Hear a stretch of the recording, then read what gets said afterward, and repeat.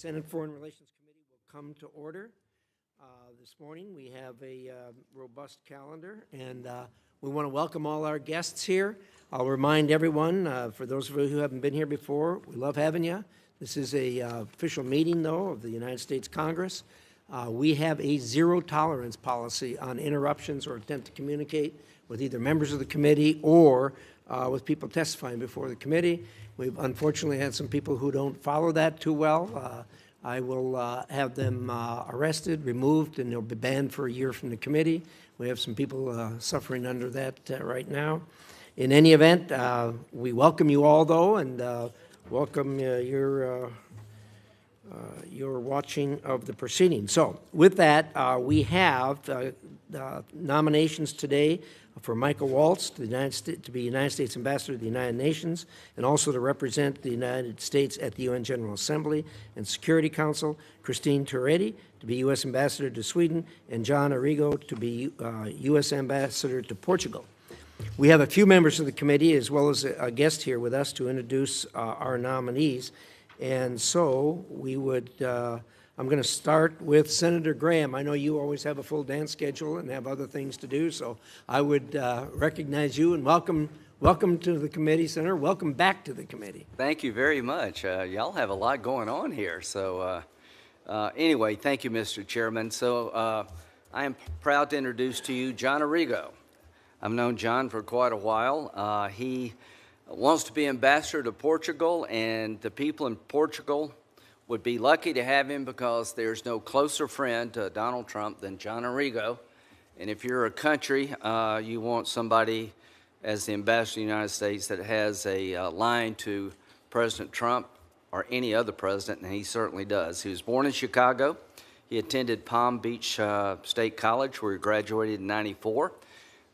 He was the grandson of an Italian immigrant who arrived in the United States at age 16 with $6 in his pocket. I don't know, adjusted with inflation, what that would be today, but not much. So from $6 to being one of the leading automotive dealers in the country is quite a journey. And he is a generous man. He helps so many people. He's literally lived the American dream. If you had to look up the American dream, you would find him and his family's story. One of the most successful Chrysler, Dodge, Jeep, and Ram dealership networks in the country. He's been living in Florida, running his business for the last 46 years. And again, he is a very generous man, close to the president. His wife is here, Megan, Alicia, Amanda, and Angela. Did I get that right? Or his beautiful daughters with his son-in-law, Nathaniel. His wife's family is connected to Portugal. That's how he is chosen to serve there. He has a very deep love for the country, spends a lot of time there, and he wants to deepen ties between us and Portugal, which is a NATO member and in a very strategic part of the world. His brother and he are big supporters of the Clemson Tigers, which goes a long way where I live. And I've come to enjoy my time with John. He's a very good golfer. If you go to Portugal, if he gets confirmed, I'm sure he can set you up with a tee time. But the main thing to me is the reason I wanted to do this. I got to know him over the many years now, quite frankly, playing golf with the president and talking about business in the world. And he wants to serve. A man that came to this country with 16 bucks in his pocket has done extraordinarily well. He wants to give back, and I think this is a great way for the Arrigo family to give back to America. So I recommend his nomination, and thank you, Mr. Chairman, for having me. Always, I noticed from the beginning of your speech to the end of your speech, Mr. Arrigo increased his pocket change from 6 to 16. I don't know if you noticed that. That was his grandfather. That's good. All right. Thank you, Senator Graham. I know you got other things to do. So we're going to turn to Senator Lee. I understand you have an introduction. Yes. Thank you very much, Mr. Chairman. It is an honor and a pleasure to introduce my friend, the next ambassador from the United States to the United Nations, Mike Waltz. Many of us here today are familiar with Mike Waltz's background but his qualifications are such that I think they make him one of the most well-qualified U.S. ambassador nominees to the United Nations ever. And so this really bears repeating here. Mr. Waltz is a retired Army colonel. He's a Green Beret, a combat veteran. He's the recipient of 4 Bronze Stars across his military career, spanning 3 decades. He was also a policy director for 2 Secretaries of Defense and a 3-term congressman from Florida's 6th Congressional District, where he served on the committees on foreign affairs, intelligence, and armed services, chairing the subcommittee on readiness. And it was in that capacity where I started getting to know him better a few years ago, as he and I were working together on an effort to bring back a U.S. Navy officer who had been imprisoned in a foreign country. We eventually got that done in large measure because of Mike Waltz's great work. Beyond those committee assignments, Waltz served on the China Task Force that produced over 400 recommendations for managing that delicate relationship between the United States and China. Waltz also helped to unleash the President's America First Peace Through Strength foreign policy agenda that included a truce in the Middle East and delicate negotiations pertaining to the ongoing conflict in Ukraine. He's a seasoned policy mind and a skilled negotiator with a track record of diligently pursuing American interests, unapologetically and with the appropriate amount of caution and attention to detail that those things deserve. That is exactly the type of policy leadership that's badly needed at the United Nations at this moment in history. The U.S. right now, frankly, has some legitimate concerns about the UN. And to be perfectly frank, the UN is, in many respects, a disaster and a detriment to U.S. interests, where the U.S. is shouldering the financial burden of an international body only to be on the losing side of so many votes and so many policy decisions that are made at the UN. And this cannot continue. The President is absolutely correct in his decision to pause our contributions, to review U.S. participation within the bloated system, and to trust Mike Waltz with righting the ship from the inside. With Waltz at the helm, the UN will have what I regard as what could and should be its last chance to demonstrate its actual value to the United States. Instead of progressive political virtue signaling, the Security Council has the chance to prove its value in settling disputes and brokering deals.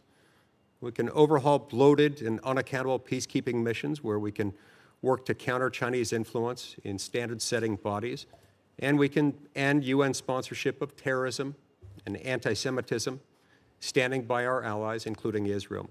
Above all, the U.S. must ensure that every foreign aid dollar and every contribution to an international organization, particularly the UN, draws a straight and direct line to a compelling U.S. national interest, one that puts America first, not last.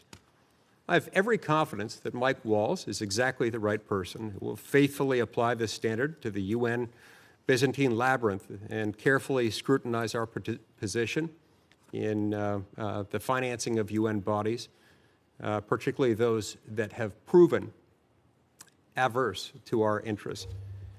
Waltz is tested, he's capable, and he's ready, willing, and able to tackle this daunting challenge at the United Nations. We need him at the UN. We need him there now, and I think he's the perfect man for this very position. I look forward to his swift confirmation. He has my unqualified and wholehearted support. Thank you, Mr. Chairman. Thank you, Senator Lee, for those wise comments. Senator Scott, for the good of the order. Thank you, Mr. Chairman. It's an honor to introduce my friend, President Trump's pick for U.S. Ambassador to the United Nations, Mike Waltz. I want to recognize his family. Thank you guys for being here. You must be very proud of what Mike has accomplished, and I'm glad you're here to support him. I've had the privilege of knowing and working with Mike for many years. We were both, he was elected to the House and I was elected to the Senate the same year. And it was great to work alongside him with a lot of issues that Florida families dealt with. He was always a tireless advocate for freedom and democracy, and he understands the dangers that come from appeasing dictators. We work to ensure the likes of Nicolas Maduro and Putin could not benefit from hardworking Americans' taxpayer dollars. I know that as Ambassador of the United Nations, he will bring that same commitment and love of liberty to represent the United States in advocating for the very America First principles the American people elected Donald Trump to champion. He's a patriot.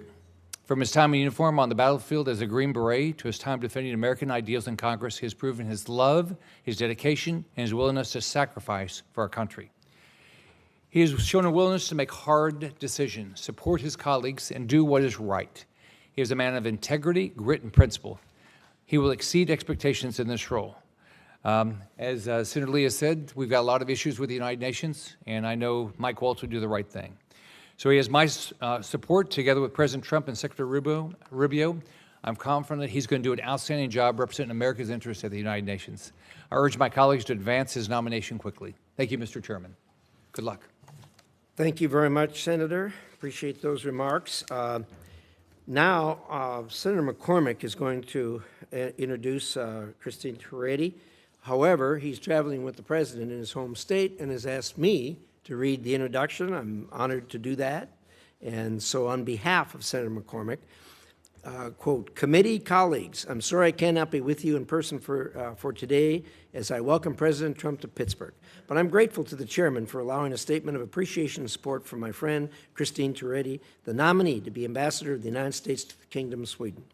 A pioneer in many walks of life, I first met Christine when my father was the chancellor of the Pennsylvania State System of Higher Education, and she was a trustee, and she has been a dear friend ever since. As a businesswoman, she's the former chairman and CEO of the S.W. Jack Drilling Company, the largest privately held land-based drilling company in the United States. She serves as vice chairman of S&T Bank Corp. And is a former director of the Pittsburgh Federal Reserve Bank.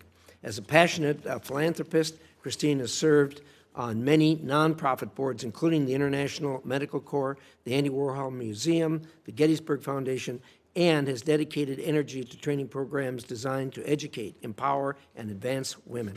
Christine is also an extraordinary force in politics, supporting candidates and party organizations at the local, state, and national levels. She serves as the National Committee Woman of Pennsylvania to the Republican National Committee and was previously the co-chair of the RNC Finance Committee. She was one of the people I consulted first and relied on the most when I ran for the Senate. Finally, and most importantly, she is the mother to 3 sons, Joe, Max, and Matthew, who are the prime motivators for her drive to serve and provide a better future for America. Her astute business acumen, selflessness, and political leadership make her an ideal nominee to lead in this important post, and I'm certain she will honorably represent President Trump and the United States as our next ambassador in Stockholm. I encourage my colleagues to vote to confirm the extraordinary Pennsylvanian and American. Very good remarks. Christine, welcome. Glad to have you here.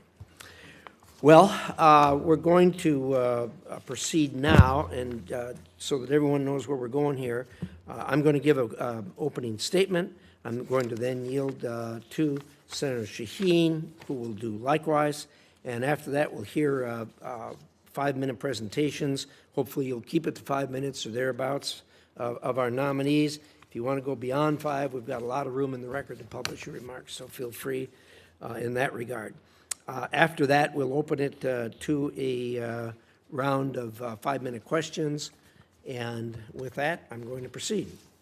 So, thank you again to our witnesses and your families for being here with us today, and for your willingness and your family's willingness to help you serve this country at such a pivotal time.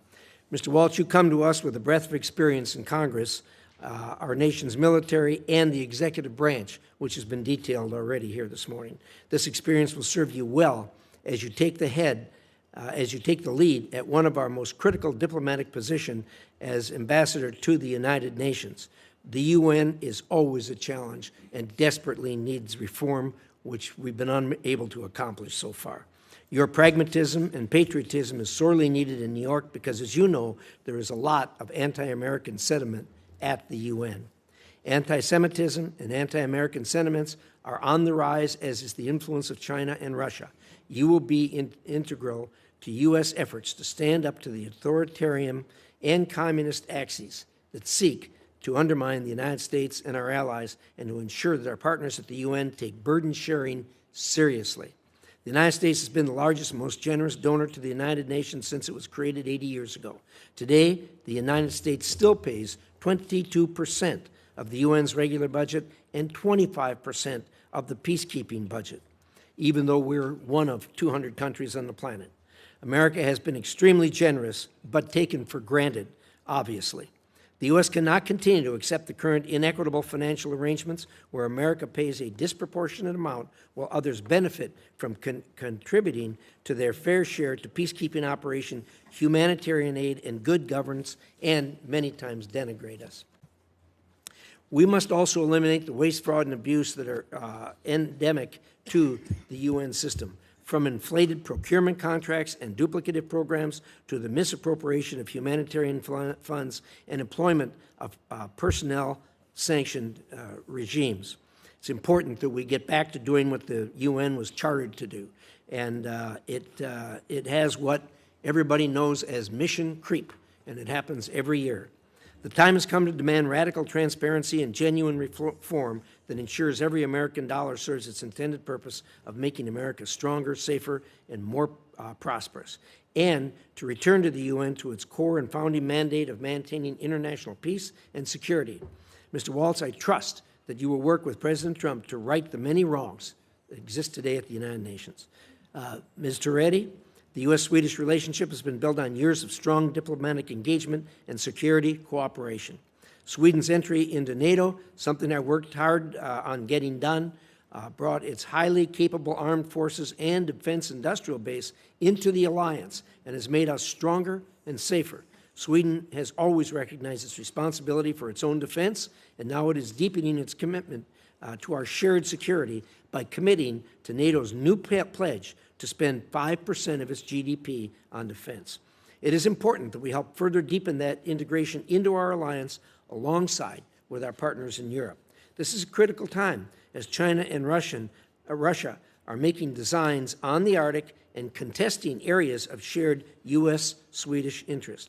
And as you know, Sweden is on the front line of dangerous developments in the Baltic Sea, from the sabotage of critical infrastructure to the reckless behavior of Russia's shadow oil fleet and increasingly provocative Russian military activity. And they sail merrily along.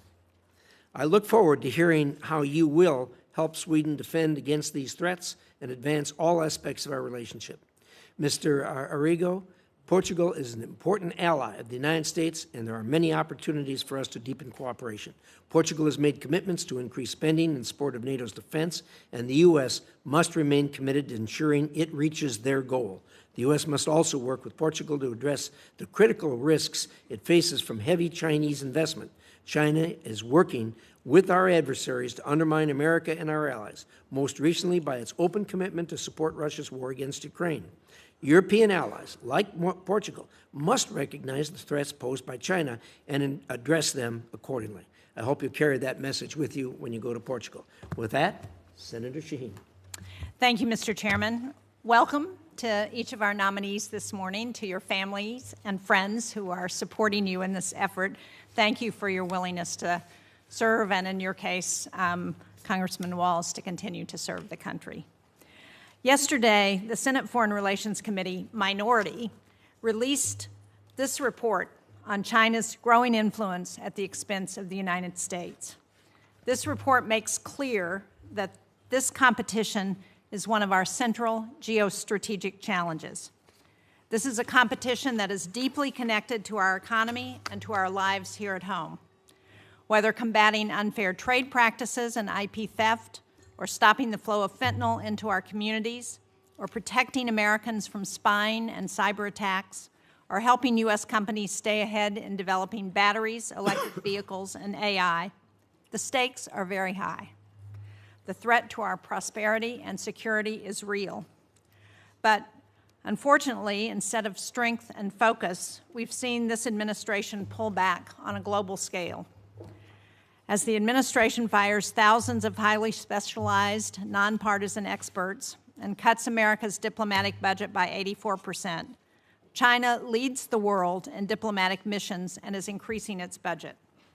And the situation at the United Nations is especially alarming. President Trump has said that the UN must return to its core mission of peace and security. But the administration is also proposing to slash U.S. contributions to the UN and eliminate the entire UN peacekeeping budget, increasing the likelihood that American soldiers will be sent into combat zones and making China the largest UN peacekeeping and financial contributor. The Chinese Communist Party must be very pleased at our efforts.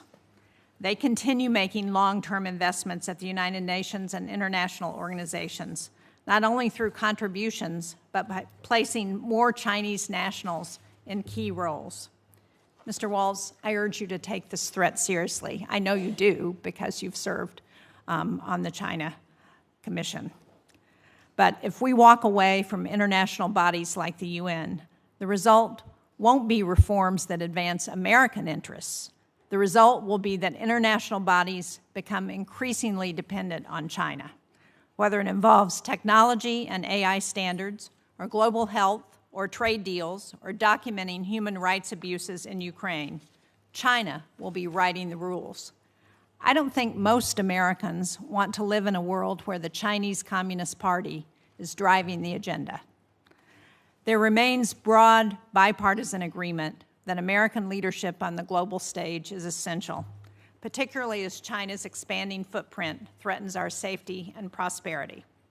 That's why Americans need a voice not only at the UN Security Council, but at the International Civil Aviation Organization, which ensures airspaces remain safe, at the World Food Program, which prevents famines and responds to crises, the Organization for the Prohibition of Chemical Weapons, which works to eliminate these dangerous weapons, and the International Atomic Energy Agency, which helps reduce the threat of nuclear war.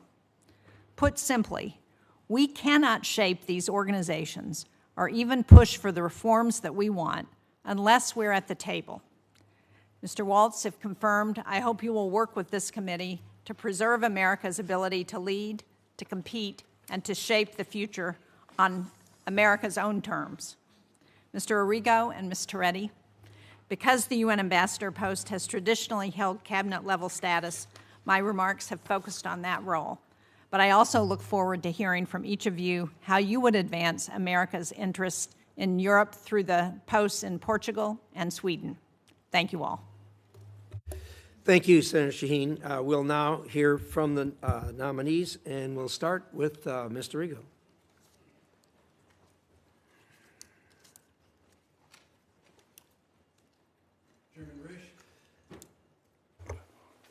Chairman Risch, Ranking Member Shaheen, and members of the committee, thank you for the opportunity to appear before you today as President Trump's nominee to be the United States Ambassador to the Portuguese Republic. I'm enormously grateful and honored by the confidence President Trump and Secretary Rubio have placed in me. I am blessed to have a wonderful and supportive family, my wife Megan, my daughters Alyssa, Angela, Amanda, my brother Jim, my sister Virginia, my nephew Freddie, and my good friend Pat, who just flew in this morning. Thank you, Senator Graham, for your gracious introduction. If confirmed, I pledge to serve my country honorably, to advance our core national interests, and to always put America first. I've been a successful entrepreneur and business leader for over 30 years. During this time, my experiences have given me deep expertise in managing teams, negotiating complex issues, and most of all, building relationships. I'm confident that my professional experience and business acumen delivered over 3 decades will enable me to represent and advance U.S. interests effectively and carry out the mission President Trump has entrusted to me. I am privileged to have this opportunity today, in large part due to my family, and particularly my beloved parents, Joseph and Frances Arrigo. My father was a visionary leader behind our family business, the Arrigo Automotive Group, which he established with my brother Jim, and that eventually became one of the top auto groups in the country.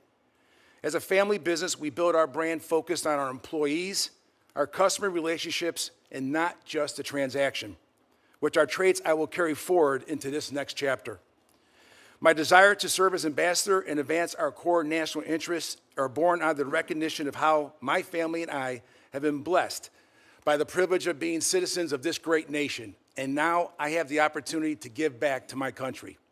If confirmed, I will use all the expertise I have developed to cultivate our relationship with Portugal and to make our nation stronger, safer, and more prosperous. Portugal is a founding member of NATO and the second country to recognize American independence. Nearly 1.5 million Portuguese Americans live in the United States, helping to generate a strong and vocal pro-American sentiment in Portugal and fostering close bonds of friendship. I've had the honor of visiting the Azores Islands for a wedding just a few years ago. I was particularly struck by the breathtaking natural beauty, the rich and diverse culinary traditions, and the warm hospitality of the Portuguese people. I was fascinated by the religious, cultural, and family values that resonate deep within my own Italian heritage. The U.S. has turned to Portugal for political and material support in many peacekeeping and peacemaking efforts throughout the years, and they have always been an enthusiastic supporter of U.S. and NATO operations around the world.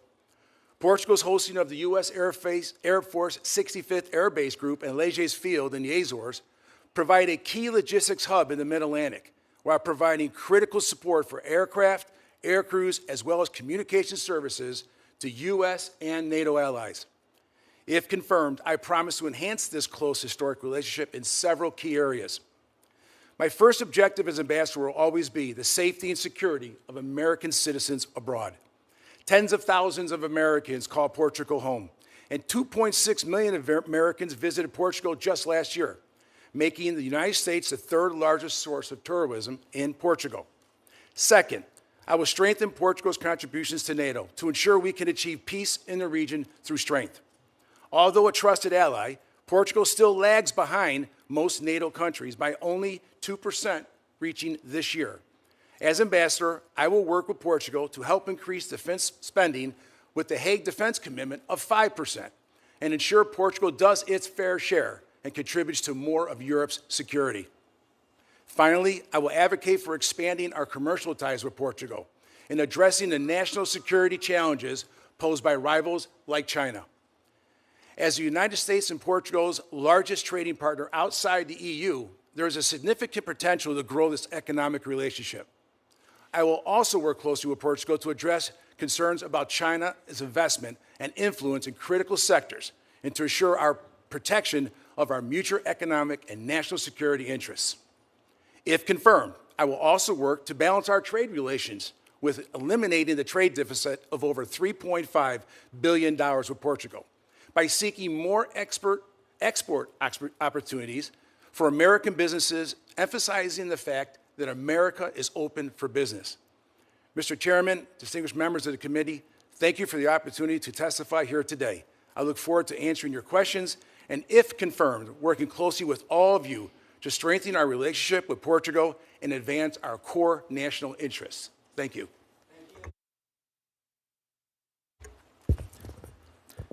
Thank you, Chairman Risch, Ranking Member Shaheen. It's my honor to be here as President Trump's nominee for the United Nations. First, I also want to thank my family, especially my wife, Julia, herself a fellow combat veteran and accomplished diplomat. And if confirmed, you will definitely get double the bang for the taxpayer's buck. I have my mother, Brenda, here, who has always been my rock and who bootstrapped her way through life. My daughter, Anderson, a rising senior at UC Boulder. And I have spared the Capitol Police, our 3-year-old son, Army, and his energy. I think they may have a hard time keeping up with him. But I also want to especially thank my fellow Green Berets, SEALs, veterans, and particularly the Gold Star families that are here today. We have had each other's backs through wars shaped by decisions made in this building. I promise to keep them and to keep all of you in mind as we support President Trump's focus on peace through strength. So our experiences obviously shape how we approach these positions. And for this one, my experience as a Green Beret serving alongside NGOs, development agencies, the UN, out in the field, in Africa and the Middle East, has certainly shaped my view. I've seen many organizations that frankly mean well, but execute poorly. Lack of coordination, bloated bureaucracies, poor contracting. I have literally seen over and over again hospitals that lack beds, schools that lack supplies, schools with supplies where they lack teachers. And by the time the aid filters through layers of subcontractors, only pennies reach those in need. As a former congressman, I bring the perspective of representing hardworking Americans, welders, nurses, teachers, small business owners. And if we were at a town hall looking at them, could we answer their questions on whether their money was being well spent? Many of them, frankly, in my former district would ask, should we be in the UN at all? Here's how I'd answer the question. I'd answer number one, with the UN's need for reform, but also its potential. We should have one place in the world where everyone can talk, where China, Russia, Europe, the developing world can come together and resolve conflicts. But after 80 years, it's drifted from its core mission of peacemaking. We must return to the UN's charter and first principles. Peacekeeping certainly has an important role, but also needs reform. The U.S. funds 25% of these efforts, yet we have missions in Africa. I've talked to a number of you about this during our visits. They cost billions, tens of thousands of soldiers. We've had two that have been around since the 1940s with no mandate renewal and no end in sight. We must press the Security Council on length, cost, clear end states, and focusing on peacekeeping, not nation building. Countering China, absolutely, Senator Shaheen, is critical. It's absurd that the world's second largest economy is treated as a developing nation in most UN agencies that gives China favorable status. China pursues its personnel or pushes its personnel into roles at all levels, including bodies that set international standards, aviation, telecommunications, IP. U.S. leadership is essential there. America must have a strong voice, and if confirmed, I'll work with Secretary Rubio to challenge this influence. We must also challenge pervasive anti-Semitism. From 2015 to 2023, the General Assembly passed 154 resolutions against Israel versus 71 against all other nations combined. UNRWA in Gaza, with its staff involved in the October 7th massacre, its schools teaching anti-Semitic hate, must be dismantled. The reappointment of Special Rapporteur Francesca Albanese, with her calls to boycott American companies doing business with Israel, highlights this bias. President Trump's executive order, Chairman Risch, your Stand With Israel Act require withholding funds from such bodies. And I fully support Representative Elise Stefanik's proposal for an Abraham Accords caucus within the UN. Regarding budget, the UN's overall revenue has quadrupled in the last 20 years, yet I would argue we have not seen a quadrupling of world peace. It has not been commensurate. The U.S. pays more than 183 countries combined. Meanwhile, 28 countries contribute just $37,000 and $5,000 to peacekeeping. The UN has ballooned to over 80 agencies with overlapping missions that waste resources, and if confirmed, I'll push for transparency, like what we're seeing in the Secretary General's UN 80 reform plan, calling for a 20% staff cut. It's worth remembering that despite the cuts, the U.S. is by far the most generous nation in the world. And finally, the UN's radical politicization. Such reports as, quote, stolen Native American land, reports and investigations, quote, called the George Floyd mechanism, labeling American police in America systemically racist, with input from countries like Cuba and Venezuela, it's unacceptable. Mr. Chairman, Ronald Reagan once said the UN can, quote, solve problems or spread discord. He said, the choice is ours. In just 6 months, President Trump has brought dozens of hostages home, justice for our Abbey Gate Gold Star families, secured the border, denied Iran a nuclear weapon, brought ceasefires to conflicts in Africa, the Middle East, and Asia. Yet there is still tremendous work to be done. I'm confident under this president's leadership, we can continue to spread peace and prosperity, and I'm confident we can make the UN great again. Thank you, Mr. Chairman. Thank you, Mr. Waltz. Ms. Toretti. Chairman Risch, Ranking Member Shaheen, and distinguished members of the committee. It is an honor to appear before you today as the nominee. Should I start again? We heard you. Go ahead. I'm pretty loud. It's an honor to be here today as the nominee for ambassador to the Kingdom of Sweden. I'm deeply grateful to President Trump for the trust and honor he has placed to me with this nomination. I am committed to serving the United States with dedication and integrity, and I look forward to working closely with the esteemed committee to advance our nation's interest in Sweden. It is a humbling experience indeed to be nominated for a position such as this, yet I sit before you today prepared to share with you how my experiences in business, philanthropy, and public service have prepared me for this moment. Before going further, however, perhaps my greatest accomplishments are what I consider to be my greatest gifts. My sons, Joe, Max, and Matthew. I am proud of the men they have grown up to be. The three of them are my pride and joy, and my concern for their future was the primary motivation which compelled me to political activism many years ago. And I am so glad to have my son Matthew here with me today. My journey to sitting before you today began arguably in 1990 when I assumed leadership of our family business, the S.W. Jack Drilling Company, following the sudden passing of my father. Despite what many thought of me as a young woman finding my way in a field dominated by men, I succeeded and continued to forge a career deep in leadership experience, business acumen, and volunteer service. Today, I am the chairwoman of S&T Bank Board, a board I have been proud to serve since 1987.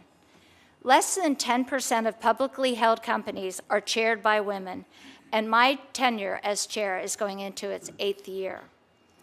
Throughout my adult life, I have sought to bring my experience in business to support a wide range of nonprofit organizations, from supporting the creative arts as chairman of the Andy Warhol Museum, to director of the NCAA Leadership Advisory Board, to the vice chairman of the Pennsylvania State System of Higher Education. For those of you who know me, you know I care deeply about creating opportunities for women in the workplace and in the community. I am proud to have founded numerous programs that train and nurture women in the political arena. I have lived my adult life seeking to provide women opportunities to succeed, a passion which has been a defining characteristic of my adult life.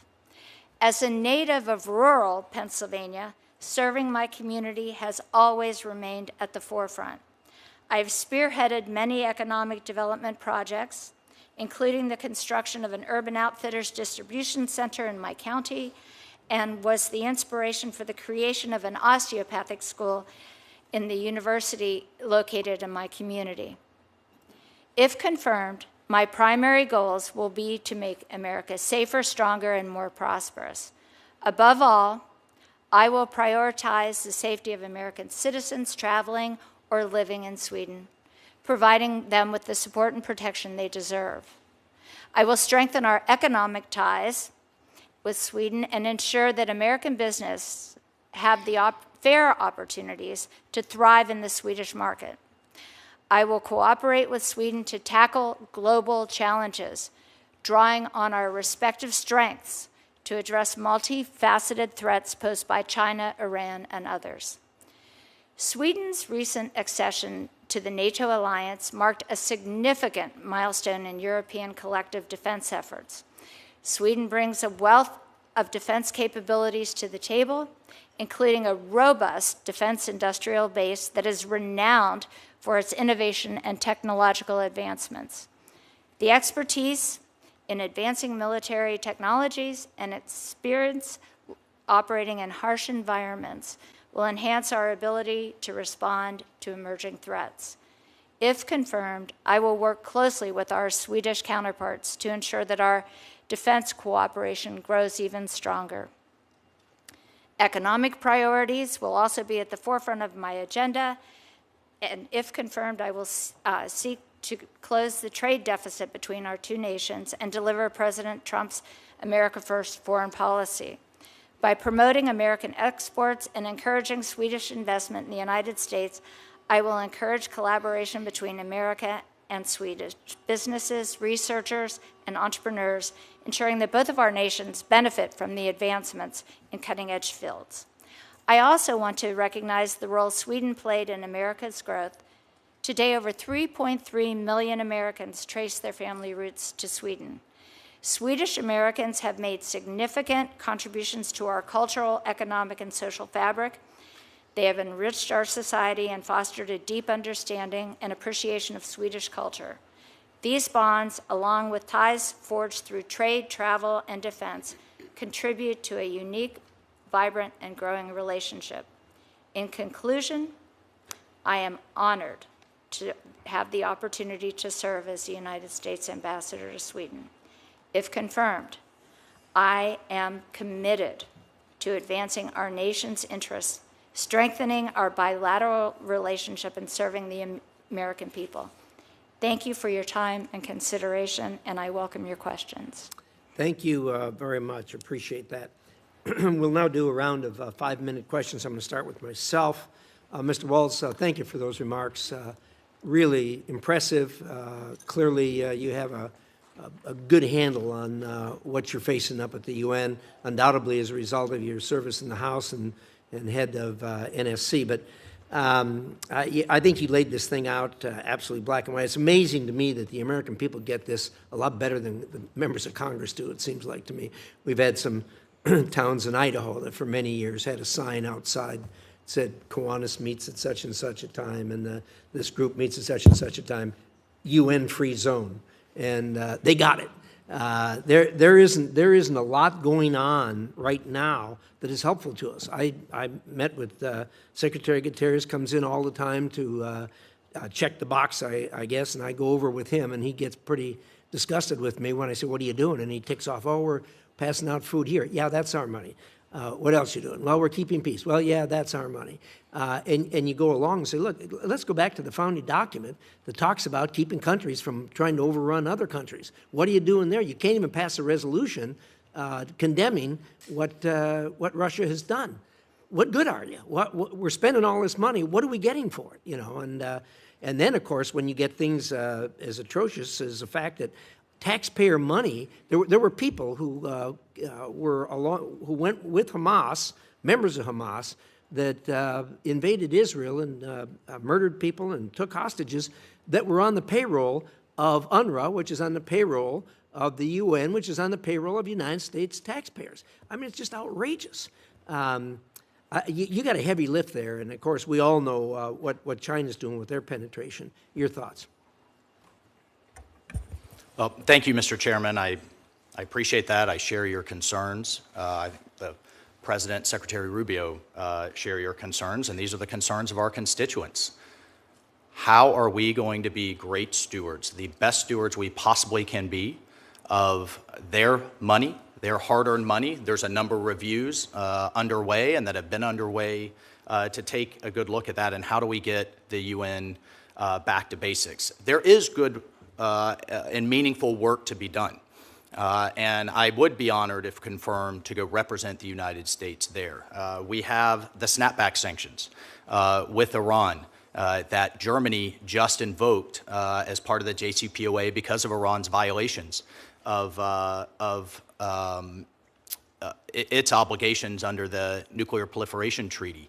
Of course, we have the bold opening that the President announced in his trip to the Middle East and led in the opportunity in Syria that we have to watch very closely, but we have a number of sanctions that we need to lift there in order to realize those opportunities that many in the region are looking forward to engaging on. And I have to tell you, person after person, official after official said, can we get some leadership up there to roll those sanctions back that the President has now done under his executive order so that we can prevent Syria from devolving back into chaos. Of course, we have a number of peacekeeping missions that all too often these mandate renewals, which typically happen every year, I mentioned two that are just open-ended that have never happened.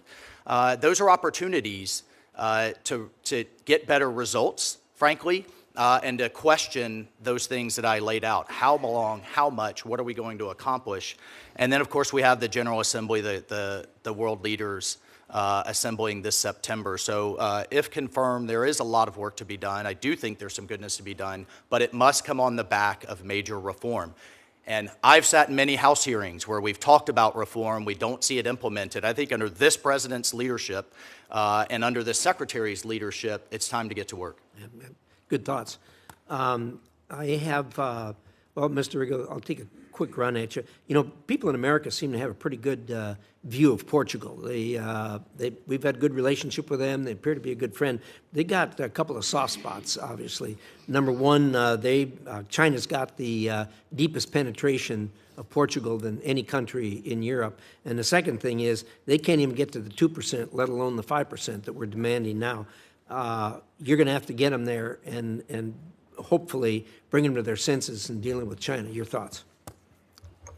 Thank you very much for that very important question. And you are exactly right. They have been, over decades, they've been down at the bottom, 25 out of 32 or lower in defense spending. It would be my job to see if we could sit down and come to the table with the military modernization that they need so desperately. Their F-16 fleet is quite aging. And I think the F-35 program would be one of my top priorities. I believe if we could sit down and come to an agreement there, that would push them right to the top and then over on their way to the 5%. When it comes to China's involvement, you're right. I've noticed as a private citizen, I've done some reading where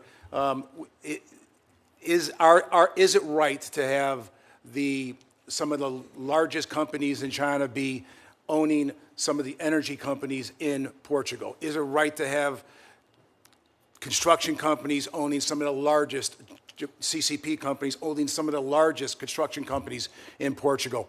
That probably would need to be discussed. So if confirmed, I would like to sit and discuss all the threats that we have between the energy sector, the construction, and the defense spending with Portugal to get them to do their fair share. Thank you. Senator Shaheen. Thank you, Mr. Chairman. Excuse me. Mr. Waltz, these last few months have illustrated how China is all too eager to take advantage of our disengagement at the UN and around the world. And while we may not all like what some UN institutions do, if we aren't at the table, we can't influence the agenda. So do you agree that if confirmed, a central responsibility of your role at the UN will be to ensure that the United States is present, able, and willing to counter the PRC's growing influence at the UN? Thank you, Senator Shaheen. I appreciate the question. I agree it's absolutely critical. And if confirmed, yes, I agree. I will take just a second to point out, under the first Trump administration, under the 2018 National Security Strategy, he really led the pivot, which I think pivoted the entire national security apparatus in Washington, D.C., away from the Middle East, away from counterterrorism, not as a zero sum, but to focus on the near-peer threat that China absolutely is. And then just in this administration, Secretary Rubio's first trip was down to Panama to address what we've all heard, hearing after hearing, an encroachment on the Panama Canal, a strategic waterway. Panama is now the first Latin American country in decades to back away from the Belt and Road Initiative. The malicious behavior, but also the potential of the Chinese Communist Party, the malicious behavior, the potential of the relationship, I should say, will be top of mind for me. I know it is for the Secretary and the President. I agree with you, Congressman. That's why I find it so puzzling that there's been no coherent strategy for how to address China within this administration. There's no consistent messaging. If you look at where China is moving in, where the United States has moved out, within days of our shutting down of USAID and foreign assistance programs, China was already labeling the United States as an unreliable partner. Within months, China has moved in to so many of those foreign assistance programs that have been shut down, that had been operating for years to provide a role for the United States and so much of the world. And we have packed up our bags and gone home, and China's there. They're on the ground. And if you read the report, you will see instance after instance that questions why what we're doing makes us stronger against China and allows us to compete. So let me let me ask another question about the UN, because this administration has outlined a host of cuts to UN and its sub-agencies. It makes no secret of its disdain for multilateral institutions, but I haven't seen a plan from the administration on how it intends to push back against the PRC's influence. So can you describe how you think we should be doing that? Thank you, Senator Shaheen. Just a few points to address there. Number one, I look forward to reading the report and to working with you, the committee, and the team on that. I have to tell you, though, in my experience, even in the last 6 months, but even more broadly, I've seen partners in the Middle East that were heading into the PRC's orbit make it very clear that they want to work with the United States, particularly since the election of President Trump. I think the peace agreement between the DRC and Rwanda that we just saw in the Oval Office, China has had all kinds of activities across Africa, but they've also heavily polluted, bring in their own labor, often engage in certain types of corruption. As we have a race for national resources to power the economies of the future, I think that was an incredible moment. And from the president's perspective, I feel confident in saying that he sees the power of our markets, he sees the power of our economy, he sees AI and energy and other things that we need to unleash in the future. First and foremost, of course, we have to have a strong and capable military, but truly where he's seeking to win this competition, and we will win it, is through those economic endeavors. And I'll also say, to answer your question more directly with the UN, we've actually seen leadership of major agencies by the PRC go down. This was an initiative started in the first Trump administration. There's an office now in the State Department International Organizations. It's very focused on these races. They've gone from 4 to 1. But I take your point. They're also pushing their folks at the mid and lower levels, and we need to compete in that space. Well, thank you. I appreciate that. Can I just, I'm a little over time, but I'd like to hear your thoughts on what the UN's role in Syria should be as we're looking at, I think the Trump administration has taken important steps to removing barriers around the sanctions that have been a problem for Syria moving forward. So what should the UN's role be there? Thank you, Senator. It's something that Secretary Rubio in particular, but the entire administration has looked very closely at.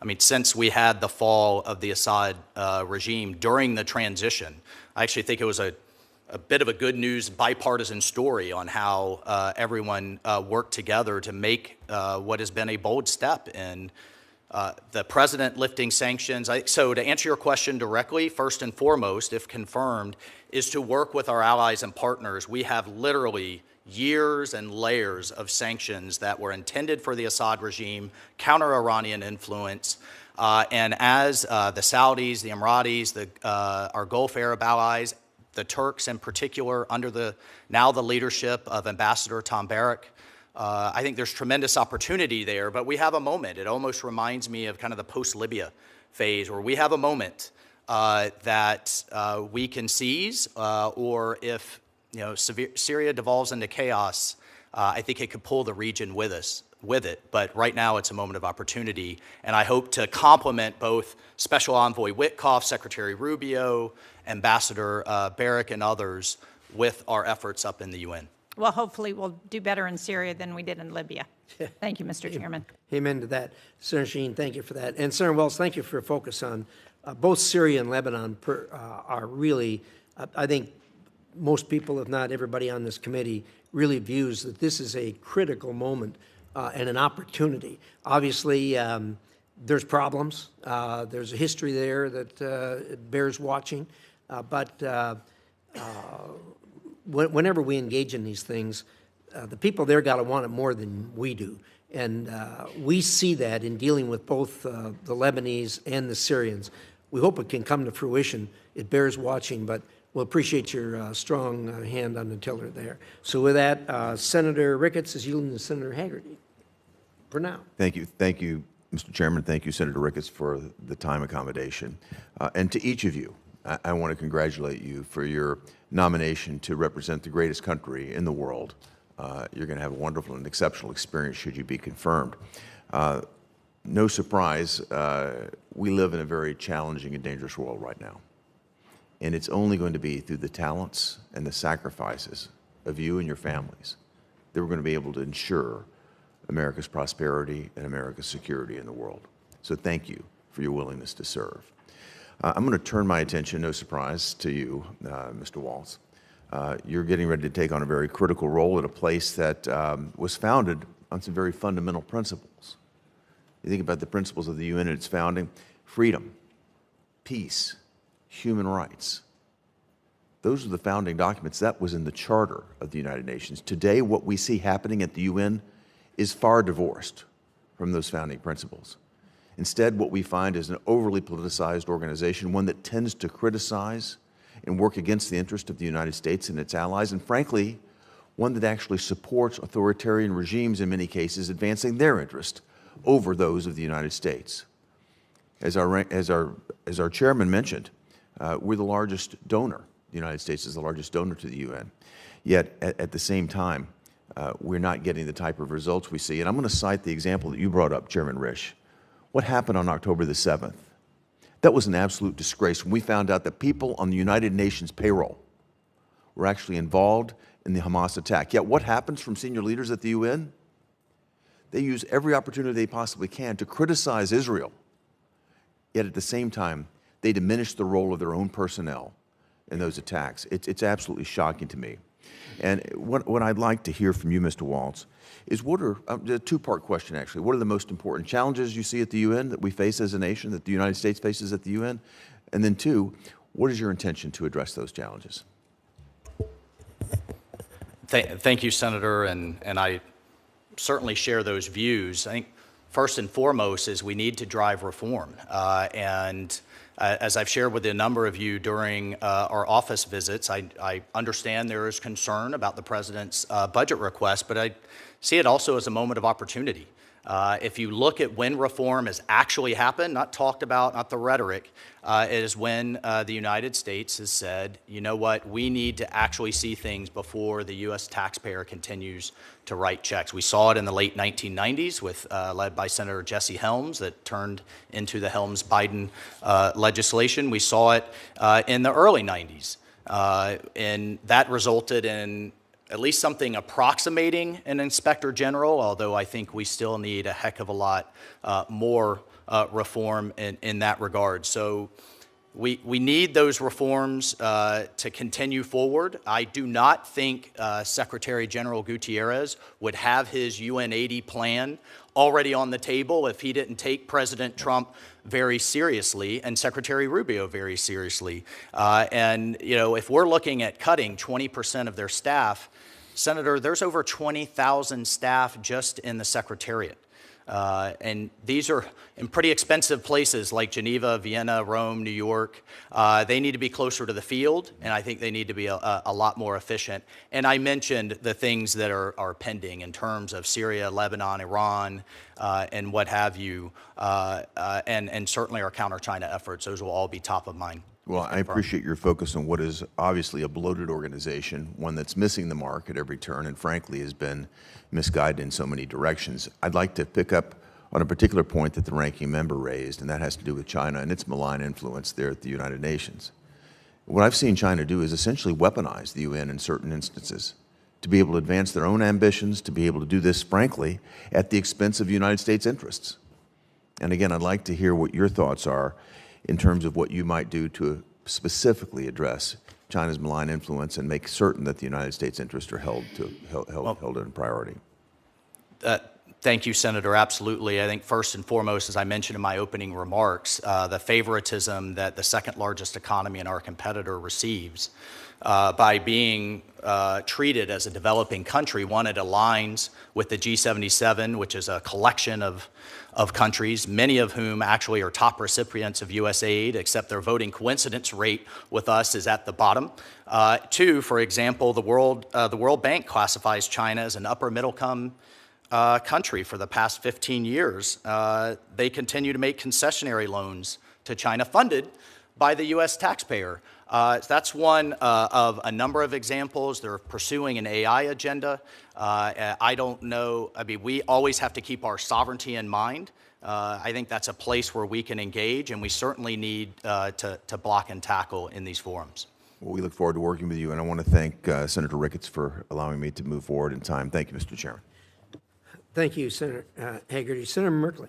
Well, thank you very much, Mr. Chair, and it's a pleasure to have you all here. And certainly, the United Nations is a chance to be surrounded by diplomats from other nations to enhance the conversation about challenging world circumstances. So it's a critical part of our foreign policy efforts. I wanted to mention a couple different issues. One is that Secretary Rubio, as a senator, worked together with me on the Uyghur Forced Labor Prevention Act. It has been effective unlike no other measure in the world because of a rebuttable presumption that goods made from certain parts of China are in fact made of slave labor. So we've rejected many, many products. The challenge of this is that they're simply re-exported to other nations, particularly to Canada, if they're coming in on the west coast of the United States. Would you see the possibility of working with other nations to pursue a similar structure so that this effort to end the acceptability of products made with slave labor in China is thwarted on a much broader basis? Thank you for the question, Senator, and I think it's an incredibly difficult, in many ways, heartbreaking issue. A few years ago was a report coming out of a think tank in Australia that highlighted 80 international brands, many of whom are common brands that we use and purchase today, that were using slave labor from Western China. In fact, in one of our efforts, I highlighted the world's largest solar panel factory in Western China that was actually being subsidized by the U.S. taxpayer, was being subsidized in the Inflation Reduction Act. But if you followed the power lines to the factory, it was actually being powered by Russian coal in 12 coal-fired power plants producing solar panels funded or staffed with slave labor. So it's something I absolutely would look to work with you. Thank you. That's what I was looking for. I have several questions, so I wanted to, you were working towards a yes with great background. Thank you. Second of all, Taiwan is an area I've had a lot of concern and have been engaged in as the Democratic lead on the China Commission. We've held a lot of hearings on it.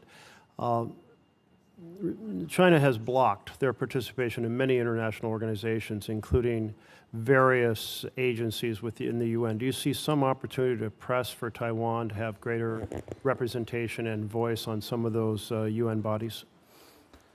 Senator, I support, the United States supports Taiwan's meaningful participation in international organizations. As you know, we have longstanding One China policy. It's governed by the Taiwan Relations Act, the 3 communiques, and the 6 assurances. And unless directed otherwise, that is the policy I will execute if confirmed as ambassador to the UN. Thank you. And I do think even apart from the UN, there's other international bodies that we could advocate for Taiwan to have a voice in. And it would be a well-received indirect message of our support for Taiwan on the broader issues of security. Turning to Iran, a week ago, the president said, I'll tell you that in my view, I hope it's over. I think Iran wants to meet. I think they want to make peace, and I'm all for it. It seems like there's a win-win opportunity here. Iran has said it doesn't want to pursue a nuclear weapon, and our intelligence has confirmed that. In the past, they've accepted very steep limits on enrichment, just at 3.67%, well below the 90%. And there's a deep weariness over the very stagnant economy in Iran that really has not served the aspirations of the Iranian people. So there is a framework and a possibility for an enduring peace in which Iran is nuclear weapon free. We guarantee that there's no plutonium path, uranium path, or surreptitious path, covert path, that they stop supporting militias through the arc that extends clear to Syria and Lebanon, and that there's a more prosperous economy so the Iranian people return to being kind of full members of the international community. You mentioned that Germany, but also United Kingdom and France have all said they're going to snap back on JCPOA. Can you use, or will you work to utilize your role at the United Nations to find this win-win solution to the situation with Iran? Yep. Thank you, Senator. And when I, just to clarify, when I mentioned Germany, my understanding is Germany is actually, as part of the E3, has actually triggered the mechanism. As you know, there is a multi-week cure period and then another 30-day period before the snapback provisions expire on October 18th. So if confirmed, yes, I would fully engage in that process and have been working with our allies, as has Special Envoy Witkoff and Secretary Rubio. To Iran, I mean, first and foremost, I think we need to recognize and thank our amazing B-2 pilots, everything and everyone that worked with them, from maintainers, refuelers, to the intelligence community, to make sure Iran can never have a nuclear weapon, which the president has been clear on his goal for quite some time. In terms of negotiations, the president has made it very clear that he hopes for a better future for the Iranian people. I think we all do. And we engaged in diplomacy, working with our partners in Oman, but we also made it very clear that they could not have a domestic enrichment capability. If they want to have a 1-2-3 agreement like our allies in the UAE, if they want to buy material, if they want to have a civil program, I think that's again, until directed otherwise, that is absolutely on the table. So this is a moment with Syria, with Lebanon, with the Abraham Accords, that I think we could see prosperity, but the regime has to make a decision to move away from its desire to have a nuclear weapon. Thank you. My time is out. Thank you. Thank you, Senator. Thank you much, Mr. Waltz. You're correct. The problem is not with the Iranian people. The problem's with the Iranian regime. We wish they could move away from that. In any event, Senator Ricketts, you're up. Great. Thank you, Mr. Chairman. Thank you to all of our nominees, and congratulations on your nomination, and thank you for your willingness to serve our great nation. Mr. Waltz, I'm just going to go pick up with where Senator Merkley left off. You mentioned that Germany has triggered the snapback sanctions. My team was just doing some quick research to try and find that. We couldn't find any mention of that right offhand, but it is hugely important that the E3 get those snapback sanctions. You know, the air campaign by Israel and the successful attack by, as you mentioned, our bombers, to be able to hit those key nuclear facilities was really, really important in hampering Iran's ability to have a nuclear enrichment program. But it's not the end of the story. We've got a lot more work to do. Iran is still out of compliance with their obligations under the JCPOA, and they are not allowing the EA inspectors to be able to get into those facilities, so they're in violation. It's absolutely critical that the E3 do those snapback functions. Will you commit to working with them to push them to get that snapback in place? And as you mentioned, that deadline of October 18th, because of the cure period you were also mentioning, it's really more like September where they really have to get this done. But as UN Ambassador, if you're confirmed, will you push them to get this done?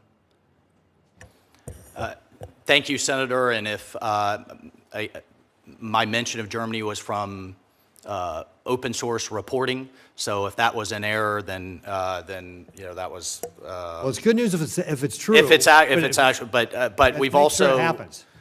Spoken to the United Kingdom and France as well, and I have full confidence that they will work with us. We've had these conversations literally through the transition and over the last 6 months. The second executive order the president signed was to reinstitute maximum pressure on Iran, but you raise a fantastic point in that we need to get those inspectors back in there with the IAEA, and it is obviously notable that the June report from the IAEA was the first censure of Iran for its non-compliance in quite a long time. And one of the things Iran always says is they want this program for peaceful means, yet there's no reason they need to have an enrichment program to have a civilian nuclear program. 23 other nations are doing it without having enrichment facilities. We need to continue to push that the only way we can guarantee they cannot get a nuclear weapon is if they do not have an enrichment facilities. Would you agree? I would, as both the president and the secretary have said, Senator, and I think the most amazing aspect of this episode was that the president truly sought diplomacy first. He took bold and decisive action along with our ally Israel, and then immediately returned the situation right back to a ceasefire to again engage in diplomacy. So when President Trump says he puts diplomacy first, I've seen it firsthand, and I would be honored if confirmed to continue to participate in it. Well, let's talk about one of our best friends in the Middle East. Certainly is Israel. And you mentioned in your opening remarks the anti-Semitism that is just rampant in the United Nations. And I think you gave the stat that there were more resolutions targeting Israel than all other nations combined by double. And it's just stunning what the United Nations has done. So as the UN ambassador, if you're confirmed, what specific actions can you take to shut down this anti-Semitism at the UN and the anti-Israeli basis? What's going on? Well, thank you, Senator. And it is pervasive. I could probably spend the rest of this hearing, sadly, highlighting the anti-Semitic activities, one aspect of which is known as Article 7 in the Human Rights Council, that Israel is the only nation with a standing mandate to highlight its, quote, human rights abuses every single meeting, and it's been going on for decades. I mentioned the number of resolutions just this year. We're on track for that same type of disparity in 2025. I support the Secretary's call for sanctions on the Special Rapporteur, Francesca Albanese. I think she is the poster child for anti-Semitism in the UN. And I think we have to take a step back and address and work with both Israel and work with our allies on why this continues to happen. I understand the humanitarian crisis in Gaza, but I will say over and over again, if Hamas would lay down their arms, if they would surrender, if they would stop sacrificing their own people, the fighting would stop today. And I am confident in working with Israel in that regard.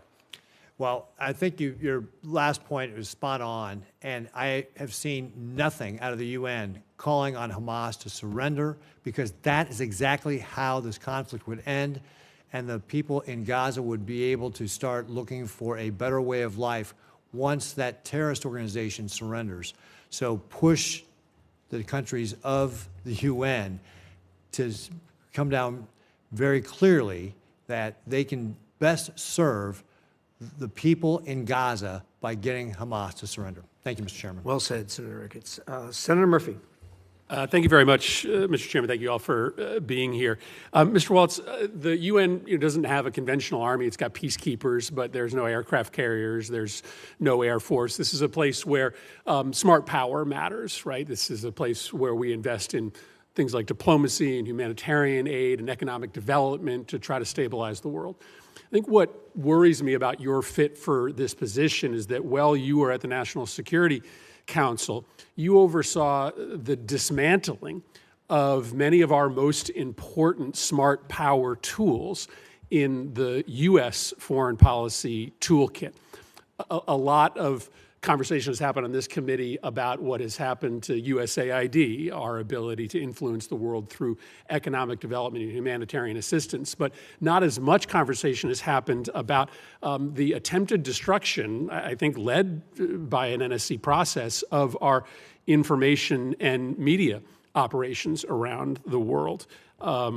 This administration, while you were at the NSC, essentially shut down USAGM, which is the umbrella agency for our global media operations, fired 92% of the staff, announced plans to shut down Radio Free Europe and Voice of America. That they're only open today because of court orders. The administration does not support the Global Engagement Center, which is also now shut down, which was the State Department's ability to try to work with partners around the world to counter Chinese propaganda and Russian propaganda. I mean, listen, we were already having circles run around us by Russia and by China predominantly, even before the administration went forward with this essential destruction of our existing information and counter-propaganda capacity. So maybe just share with me, while you were National Security Advisor, why did you believe that it advanced U.S. national security interests to shut down our most important agencies that try to win the information war, which is a war that, whether we like it or not, exists in this world, and we're not fighting it today while our adversaries are? Thank you for the question, and I think we're in violent agreement that we have to win the information war. We may have a disagreement on the best way to do that. What we did not see were the metrics or the actual results. As you mentioned, we're getting, in many ways, outpaced in the information space. Yet for decades, we've had these entities that have become expensive and have become quite bloated. I think the best way to block and tackle our adversaries abroad is through our amazing private sector, through innovation, through what we're seeing in our leadership role in AI and in other spaces. And so as the president, as the secretary looked across the interagency and those entities, they made those decisions. But the private sector isn't going to fight Russian and Chinese propaganda around the world, right? I mean, that has to be an essential function of U.S. national security policy, correct? Well, what they are going to do is show the power of free markets, the power of entrepreneurship, and show really the power of the U.S. In terms of a free society and with our values. We're going to rely on frankly, but I don't think I think we're actually Disney? I think we're actually more aligned than what you think. And what we were looking at is the actual effectiveness. It's the tool that we questioned, and then the president, the secretary, made a decision to reallocate resources. Listen, I hope the administration does rethink this if they've got a better idea on how to try to project power in the information space. Then I think we're all willing to hear it. But right now, we're taking ourselves off the playing field. You were very involved in the offensive operations in Yemen. As you saw in this last week, the Houthis have restarted attacks on the shipping lanes, two very devastating attacks. Throughout the last 2 months, they have been continuing to take offensive operations against Israel. Doesn't look like we did much to really fundamentally change the battle space there. They still have pretty robust offensive capabilities to target shipping lanes and to target our friends. We spent, looks like, around $1 billion, depleted a lot of our ammunition stocks. How do you look at that operation in retrospect, knowing that as we sit here today, the Houthis have once again begun attacks in the Red Sea? Well, thank you, Senator, for the question. I think we also have to look at it in the context of, from the figures that I've seen, a 20 to 30% increase in shipping through the Red Sea, an increase in revenues through the Suez Canal, and what we do not have are our warships being used as target practice by the Houthis, was what, frankly, we had in the last administration. Now, do we need to work to make sure that's enduring? Perhaps the Houthi leadership hasn't fully gotten the message, but I would defer to Secretary Rubio, Secretary Hegseth, and the President on the way forward there. Thank you, Mr. Chairman. Thank you, Senator Murphy. Senator Barrasso. Thanks so much, Mr. Chairman. Well, congratulations to all three of you. Mr. Waltz, thanks so much for coming to my office yesterday, and I enjoyed the discussion. I know you're going to do a terrific job representing our nation's interests at the United Nations. We are the largest financial contributor to the U.S. We've contributed, $13 billion to the United Nations the last fiscal year. As the U.S. ambassador to the UN, you're going to need to closely examine how American taxpayer funding is being used by so many of these international programs. Can you talk about your commitment to reviewing every dollar going to the UN to ensure that our taxpayer dollars is being used wisely. And I mean, if I recall, you had a list yesterday of just some amazing places that I think taxpayers would be really offended to see that their taxpayer dollars were going to through the United Nations. Could you share some of that information with us? Thank you, Senator, and I always appreciate our time together. One of the kind of the main thrusts of the UN, particularly over the last, I'd say, couple of decades, has been on climate and focus on climate change and a number of initiatives. And setting aside the debate on climate, if you just look at the organizations amongst the 80 various specialized agencies, core programs, and funds, you have the UN Environment Program, the UN Convention to Combat Desertification, the International Union for Conservation of Nature, the Secretariat of the Pacific Regional Environmental Program, the Global Environment Facility, the Commission for Environmental Cooperation, the Montreal Protocol, and then you have other agencies like the Global Fund for HIV, Tuberculosis, and Malaria. Okay, but it has as its core mission, one of its core missions, not necessarily those things, but climate change is the largest global health challenge in the 21st century. And just to further, I mean, I have a page here, Mr. Chairman, or I have a list of pages, 455 of international organizations that we contribute some type of funding towards, and just let's put those in the record. A few of them. The Pacific Salmon Commission, the Pacific Islands Forum Fishery Agency, the Pan-African Postal Union, the Pan-American Health Organization, the Pan-American Institute on Geography and History, the International Lithosphere Program. I mean, so these are the, again, this is, it's quite a list. And this is tens of thousands to hundreds of thousands to 7 to 8 figures to millions that are going to these organizations. And I think it is incumbent on this administration to say, what's it doing? Is it making us safer, stronger, and more prosperous? And are we getting a bang for our buck? A couple other questions, because the thing I hear about at home in Wyoming is American sovereignty and what the United Nations is trying to do and undermining us. How are you going to work to preserve and to protect American sovereignty within the UN? Thank you, Senator. And I have to say, America's sovereignty will always be first and foremost as we engage all of these international organizations. I think we need to weigh the pros and cons of which organizations we engage, and I think that will be a robust discussion with this committee and with the administration. But to the extent that we do, our sovereignty, our people, our bosses will be first and foremost and top of mind. I think this came up in both the introduction, a good introduction by Senator Lee, as well as Senator Scott, and in your opening remarks.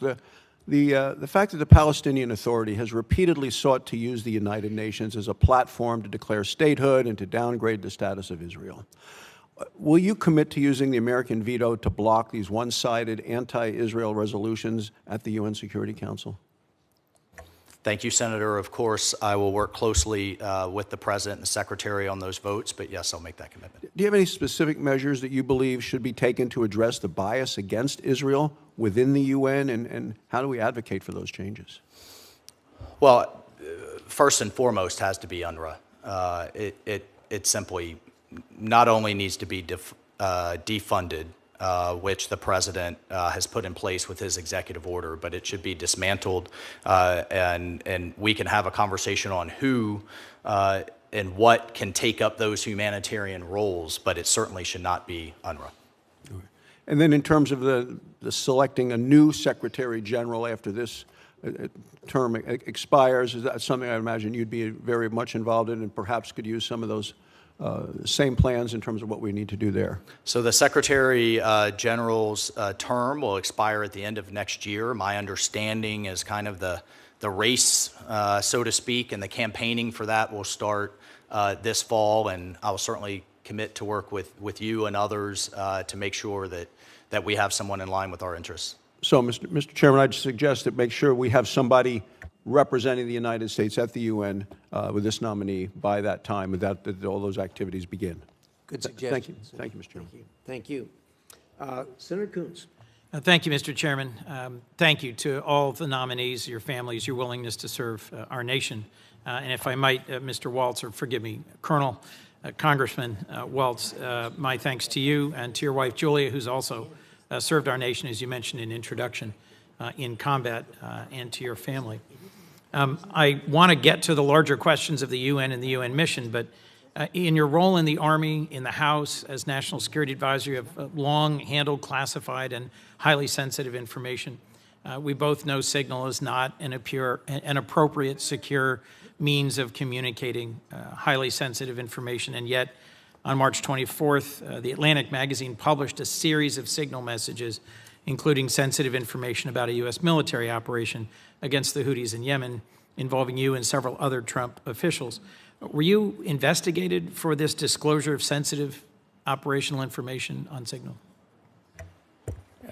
Thank you, Senator. And that engagement was driven by and recommended by the Cyber Security Infrastructure Security Agency, by the Biden administration, CISA guidance. I'm sorry. And I have here, well, just the use of Signal. Share information on Signal? The use of, no, excuse me, the use of Signal is not only, as an encrypted app, is not only authorized, it was recommended in Biden's, the Biden-era CISA guidance. And in fact, if you just, it says here, I'll read it to you, use only end-to-end encrypted communications, adopt a free messaging application to secure communications that guarantees end-to-end encryption, particularly if you are a highly targeted individual, such as Signal or similar apps. CISA recommends end-to-end encryption messaging on both government and personal devices. For sensitive military operational information? Of course, Senator. There was no classified information exchange. For sensitive military this, you were sharing details about an upcoming airstrike and the time of launch and the potential targets. I mean, this was demonstrably sensitive information. And the question I asked was, were you investigated for this expansion of the Signal Group to include a journalist? The White House conducted an investigation, and my understanding is the Department of Defense is still conducting an investigation. Was any disciplinary action taken? From the White House investigation, Senator? Yes. No, the use of Signal was not only authorized, it's still authorized and highly recommended. Would you recommend the use of Signal for classified information to be shared between folks who have access to? Again, we followed the recommendation, almost the demand, to use end-to-end encryption, but there was no classified information shared. Did you speak to Secretary Hegseth about his decision to share detailed information on the specifics of an imminent military strike? What we spoke about, Senator, was a highly successful mission that did something that the Biden administration did not do, was actually target the Houthi leadership. We subsequently saw a ceasefire, an increase in shipping, and a drop in attacks on our ships. Well, look, here's what I hear on this exchange, and I want to get to the UN point. At the time, you took responsibility for having added a journalist inadvertently to a Signal chat. But it doesn't seem to me that the administration's taken any action to make sure this doesn't happen again. There's been no consequences, and yet the president continues to denounce those who leak information. We both know Signal is not a secure way to convey classified information. And I was hoping to hear from you that you had some sense of regret over sharing what was very sensitive, timely information about a military strike on a commercially available app that's not, as we both know, the appropriate way to share such critical information. Again, Senator, I think where we have a fundamental disagreement is there was no classified information on that chat. I'm going to move on for a moment, but we've got plenty more to discuss on that point. China in the UN system, there was plenty of agreement on this side of the dais, and I think with you, that we need to combat anti-Semitism and anti-Israel bias in the UN. We need to ensure taxpayer dollars are well spent. We need to engage in our world. And from your service on the China Task Force, you know very well what a central challenge for us China is. Yet across organizations, the ITU, the FAO, UNESCO, WIPO, I think the only way we successfully push back on China's influence is by being at the table, driving reform. when President Trump withdrew from the World Health Organization. The Chinese sent their largest delegation ever to the next meeting. They've contributed $500 million. They're now the biggest contributor. I can understand some of the frustrations or concerns that led to the withdrawal from UNESCO, but in the last Congress, with Israeli support, I led our rejoining UNESCO. We've talked about, you've mentioned earlier today, standard-setting bodies as being essential. How do you balance a budget request that dramatically reduces our contributions to the UN with needing to be at the table to fight for the standards, whether it's telecommunications, civil aviation, intellectual property? You just waved, here's this great big list of organizations. Many of them do critical things. How are you going to strike that balance appropriately, sir? Thank you, Senator, and it was good to discuss this with you. I will point out in the President's budget request there is funding for IAEA, for the International Civil Aviation Organization, for the Organization Prohibition of Chemical Weapons, for the ITU, for the IMO and maritime, and so I look forward to working with you and working with this committee on how we make those decisions of where we engage and then how we engage. But I think we're in violent agreement that we have to block and tackle Chinese influence. Would you pledge to not support just unilateral withdrawal from these organizations? I will certainly support and follow the Secretary and the President's guidance as we weigh that engagement through these reviews. Thank you. Thank you, sir. Senator Lee. Thank you, Mr. Chairman. Mr. Waltz, I'd like to start with you, and if it's all right, I'd like to start by going a little deeper into something related to what Senator Barrasso asked you a moment ago. Membership of the UN's three-member Board of Auditors is currently shared by three countries: China, France, and Brazil. Now, this is a body that's appointed by the UN General Assembly, of course, and it's tasked with generating accurate accounts of UN funds and UN programs, where the money's going and so forth. But an audit is, of course, by definition, it's only as reliable as its auditor. And the UN's current Board of Auditors not only gives China a seat at the table, but it actually names China as the lead auditor for organizations, including UNRWA, which had terrorists on its payroll, at least through 2023. Some would say longer than that.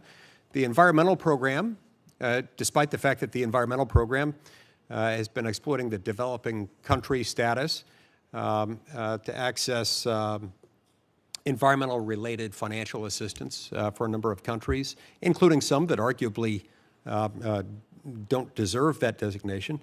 And the UN headquarters, which, as we all know, is based in New York. So my first question to you is, how can we comfortably fund these UN entities, knowing that at some point in the process, our dollars will become commingled into these international accounts, accounts that many of our strategic competitors and right now our pacing threat may be in charge of auditing? But how do we deal with that? Thank you, Senator Lee, and again, thank you for the kind introduction earlier. I share the concern. If again, as I take as a first principle, sitting down with my firefighters, welders, and small business owners, and saying, look them in the eye, and saying, I know exactly where your dollar is going, and it's being well spent. I don't think we could say that at this point. And if it's it's one thing for it to come out of their hands into the federal government, then it goes from the federal government over to a multinational entity. Then it goes down to an agency, 15 of whom have their own separate boards and separate agendas. And then I know something that's important to the chairman and a number of you, then it gets, in some cases, commingled with other international, like the African Union. Of course, we don't know exactly where it's going. I pointed out earlier, in the early 90s, actually in the Clinton administration, some folks in this body said enough is enough, and we got the closest thing we have, the Office of Internal Oversight and Investigation. It's the closest thing that there is to an IG, right. But it still reports to itself. It's not truly independent, and it's not necessarily just on the money side. If you have whistleblowers that say there's fraud, waste, and abuse, it basically comes back to itself, or even things like sexual abuse out in the UN's peacekeeping forces. Right. We need an actual independent entity that we all have confidence in to understand where this money and other nefarious activities are happening. Right. And then it becomes sort of like a self-licking ice cream cone. The self-auditing rogue actor within the UN is not necessarily one to be trusted. The UN's budget has gone from $15 billion to $65 billion in the last 20 years, and I don't think we're getting the commensurate return on our dollar. Now oftentimes the U.S. has, or at times when the U.S. has considered UN reforms, the conversation is centered on problematic entities and U.S. contributions, which are necessary factors, but don't necessarily capture the full universe of options available to us that translate into leverage and influence at the UN. Decades ago, at the direction of Congress, the State Department started producing an annual report on UN voting practices. This has occurred since 1983, so about 42 years. This has been going on. The report demonstrates that, candidly, the U.S. is outvoted in the vast majority of cases at the UN. It's just how it turns out. Now, despite having this report at our disposal, successive administrations, administration after administration since we've had this report, they have yet to draw much of a correlation between voting coincidences at the UN and the provision of U.S. foreign aid, with the U.S. consistently providing aid to countries who actively and routinely, almost as a matter of course, oppose U.S. positions at the UN. So as the current administration carries out this much needed, very much welcome, long overdue review of U.S. foreign aid so as to recalibrate our aid to our interests, should voting patterns at the UN be used as something of a metric to take into account and to determine and qualify U.S. foreign aid recipients? Senator, I think it's a fantastic point. It absolutely should be. I'll commit to work with this committee, with the Secretary, to put mechanisms in place that it is. But to your point, if you look at the aid, by the figures I've seen, over $100 billion have gone through UN entities into Africa, and we're looking at between a 29 and 32% voting coincidence rate. So we actually have the highest, the continent with the highest recipient of American workers' money siding with us by far the least. It is completely inverted, and I commit to you to work very hard to use the leverage that only this president could use to reverse that trend.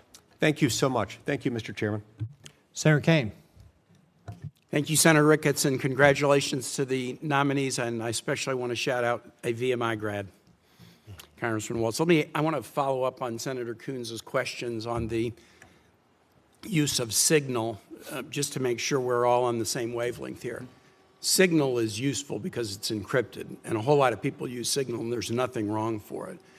But as far as I know, Signal has not been approved for use by U.S. government officials for the sharing of classified information. Is that correct? That is correct, Senator. Right. And you indicated... Thank you for the shout out on VMI, Robert J. Bell. Great institution. You indicated in your testimony that no classified information was shared, and I see nothing in the reporting about your situation to suggest that you shared classified information. I do see the question of, why did your office add the Atlantic reporter? That was an amateurish move, and I'm sure you've learned something from that. But on the question of whether classified information was shared, there are at least two DOD investigations. One, the DOD IG, and the second, Air Force, an investigation ongoing into whether Secretary Hegseth shared classified information. My understanding is those are ongoing. They haven't yet reached a conclusion, but they certainly haven't reached the conclusion that no classified information is shared. Am I wrong about that?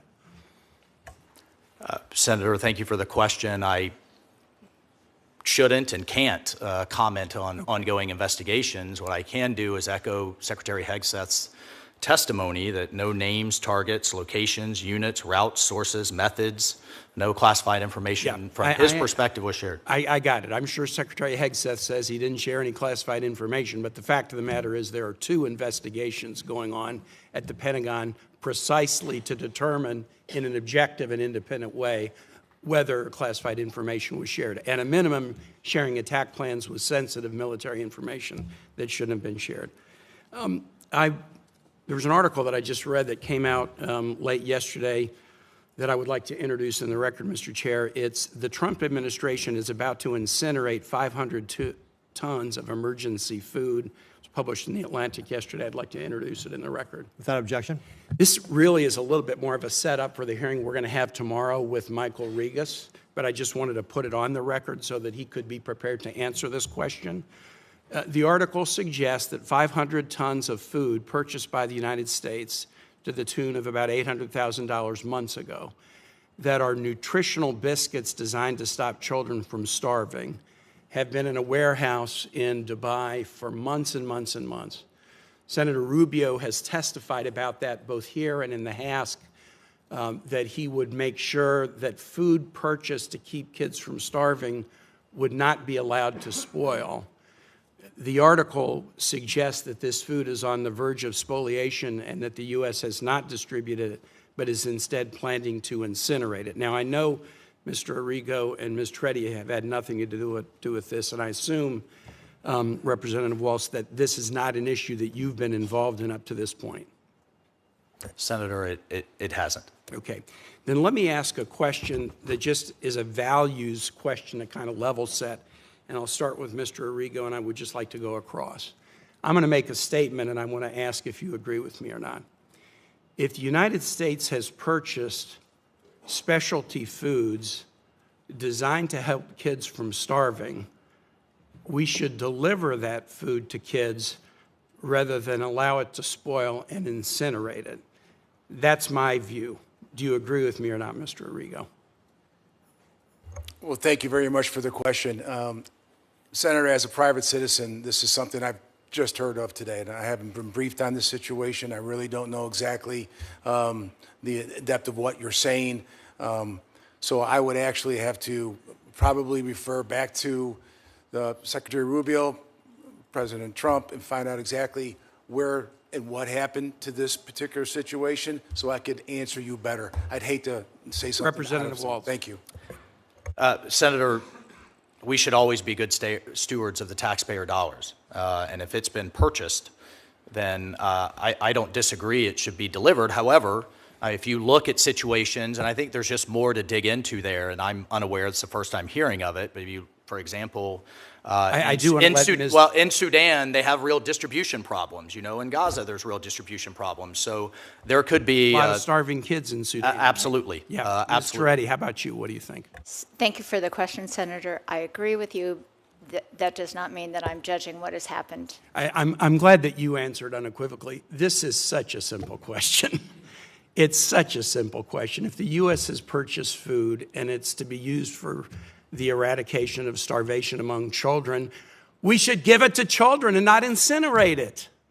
I mean, it is such a simple question. I just asked you to test your values, and I'll just go back to you, Representative Waltz, as I close. In your testimony, you asked, is our money being well spent when you talked about the United Nations? The need to be great stewards. Allowing this food to sit in a warehouse and then burn it rather than let kids eat it and survive, I know what my constituents would think about that, and I think I know what all of our constituents would think about that. I yield back. Senator Daines. Mr. Waltz, thank you for being here today, and thank you for your very distinguished service to our great nation and Special Forces. I very much enjoyed our conversation yesterday, and thank you for accepting going through this process to play a very important role here at the United Nations. Mr. Waltz, as you know, the United Nations has become a hotbed of anti-Semitism, a hotbed of anti-Israeli sentiment. UN employees participated in the October 7th attacks, and Israeli hostages were held at UN facilities for months. The UN recently reappointed Francesca Albanese despite her repeatedly stated support for Palestinian resistance and regurgitation of anti-Israel blood libel. My question, Mr. Waltz, is is you clearly have your work cut out for you at the UN. Can you tell us more about how you plan to counter the anti-Semitic influence of UN officials like Ms. Albanese? Well, thank you, Senator, and I always enjoy our engagement as well, and your advocacy for the America First agenda. I mean, just to add a couple points to your list and then to answer your question, it's notable that the military leader of Hamas, Mohammed Sinwar, had an UNRWA badge on him in the tunnels of Gaza. There's indications that the World Health Organization and its hospitals, they knew that tunnels were being built underneath and knew that these hospitals were being used. And I have some of our veterans with you, have literally been shot at by terrorists hiding behind women and hiding behind children, and for Hamas to literally line the walls of its hideouts with hostages to protect its leadership is atrocious, and it should be called out at every turn. Yet, we just had to veto a resolution in the Security Council that went after Israel in what is absolutely a horrific war, and didn't even mention Hamas. And certainly didn't mention the fact that its leaders deliberately sacrifice, as a matter of strategy and tactics, deliberately sacrifice their own people in order to turn world opinion against Israel. So I think probably the easiest way to answer your question is sunlight is often the best disinfectant, and to continue to spotlight it and use not only the platform that is this position, but I think one of the best communicators in the world, which is President Trump, Secretary Rubio, and the leadership in this administration to continue to call it out. Mr. Waltz, thank you, and I'm grateful that you have moral clarity on this important issue. And certainly, as somebody who, like yourself, you have served in special operations. These are not theoretical exercises for you. You've seen the conflict between good and between evil. We talked a bit about Central Asia yesterday, Mr. Waltz. It's a vitally important region, rich in natural resources. As you mentioned, you've spent some time over there in your prior career. Much of those resources are untapped, and the region could be a valuable new partner for energy exports to Europe. The UN, unfortunately, has pushed Central Asian countries to only adopt really a radical green agenda instead of more a balanced approach of all the above energy. And these radical green development goals could hinder the growth and success of developing countries like we see in Central Asia. Mr. Waltz, how can you, as UN ambassador, ensure that Central Asia is encouraged to take advantage of its vast and considerable energy resources to foster a more sustainable and a prosperous future? Yeah, thank you, and I appreciated the conversation and always learn a lot from them. One of the things that I admire about how President Trump approaches diplomacy, we saw it in his first Middle East trip, is what I call commercial diplomacy. The thing that binds people together often is business. It transcends dogma. It transcends ancient ideologies. You're seeing that in the Abraham Accords. When people are talking about data centers and rail and roads, they're not talking about thousand-year-old hatreds in Central Asia in particular. I mean, going back to the old TAPI pipeline, Turkmenistan, Afghanistan, Pakistan, India, one could only imagine if that had been in place. And now everyone has a common economic interest rather than fighting each other. I think we have real opportunities with Turkmenistan for the first time in a long time for their gas to head westward rather than eastward. We talked about the C5 grouping. We talk about Azerbaijan and their desire to not only come closer to the United States, but to perhaps put a real agreement in place with the Armenians, a real agreement in place with the Israelis, the commercial opportunities that abound for not only for American business, but that will change the geopolitical landscape. And I look forward to working with you and those groupings within the UN along those lines under the President Secretary's leadership. Mr. Waltz, thank you. Thank you. Senator Van Hollen. Thank you, Senator, and congratulations to all of you on your nominations. Congressman Waltz, I want to start with some questions related to your tenure at the National Security Council that will also relate to your responsibilities at the United Nations, especially in the area of international humanitarian relief, because you presided over a period where Elon Musk was given a blank check to take what he called a chainsaw to AID, and as part of that, undermined many ongoing humanitarian operations, including the one in Sudan, where the freezing of U.S. humanitarian assistance resulted in the closure of nearly 80% of emergency food kitchens. 2 million people were left without access to food. Many of them died, and that's not theoretical either. I want to turn to another humanitarian disaster, and that's in Gaza. And of course, the horrendous situation in Gaza was brought about as a result of the horrific Hamas attacks of October 7, 2023. It's also true that the government of Israel has a responsibility to conduct that war in accordance with international law and humanitarian principles.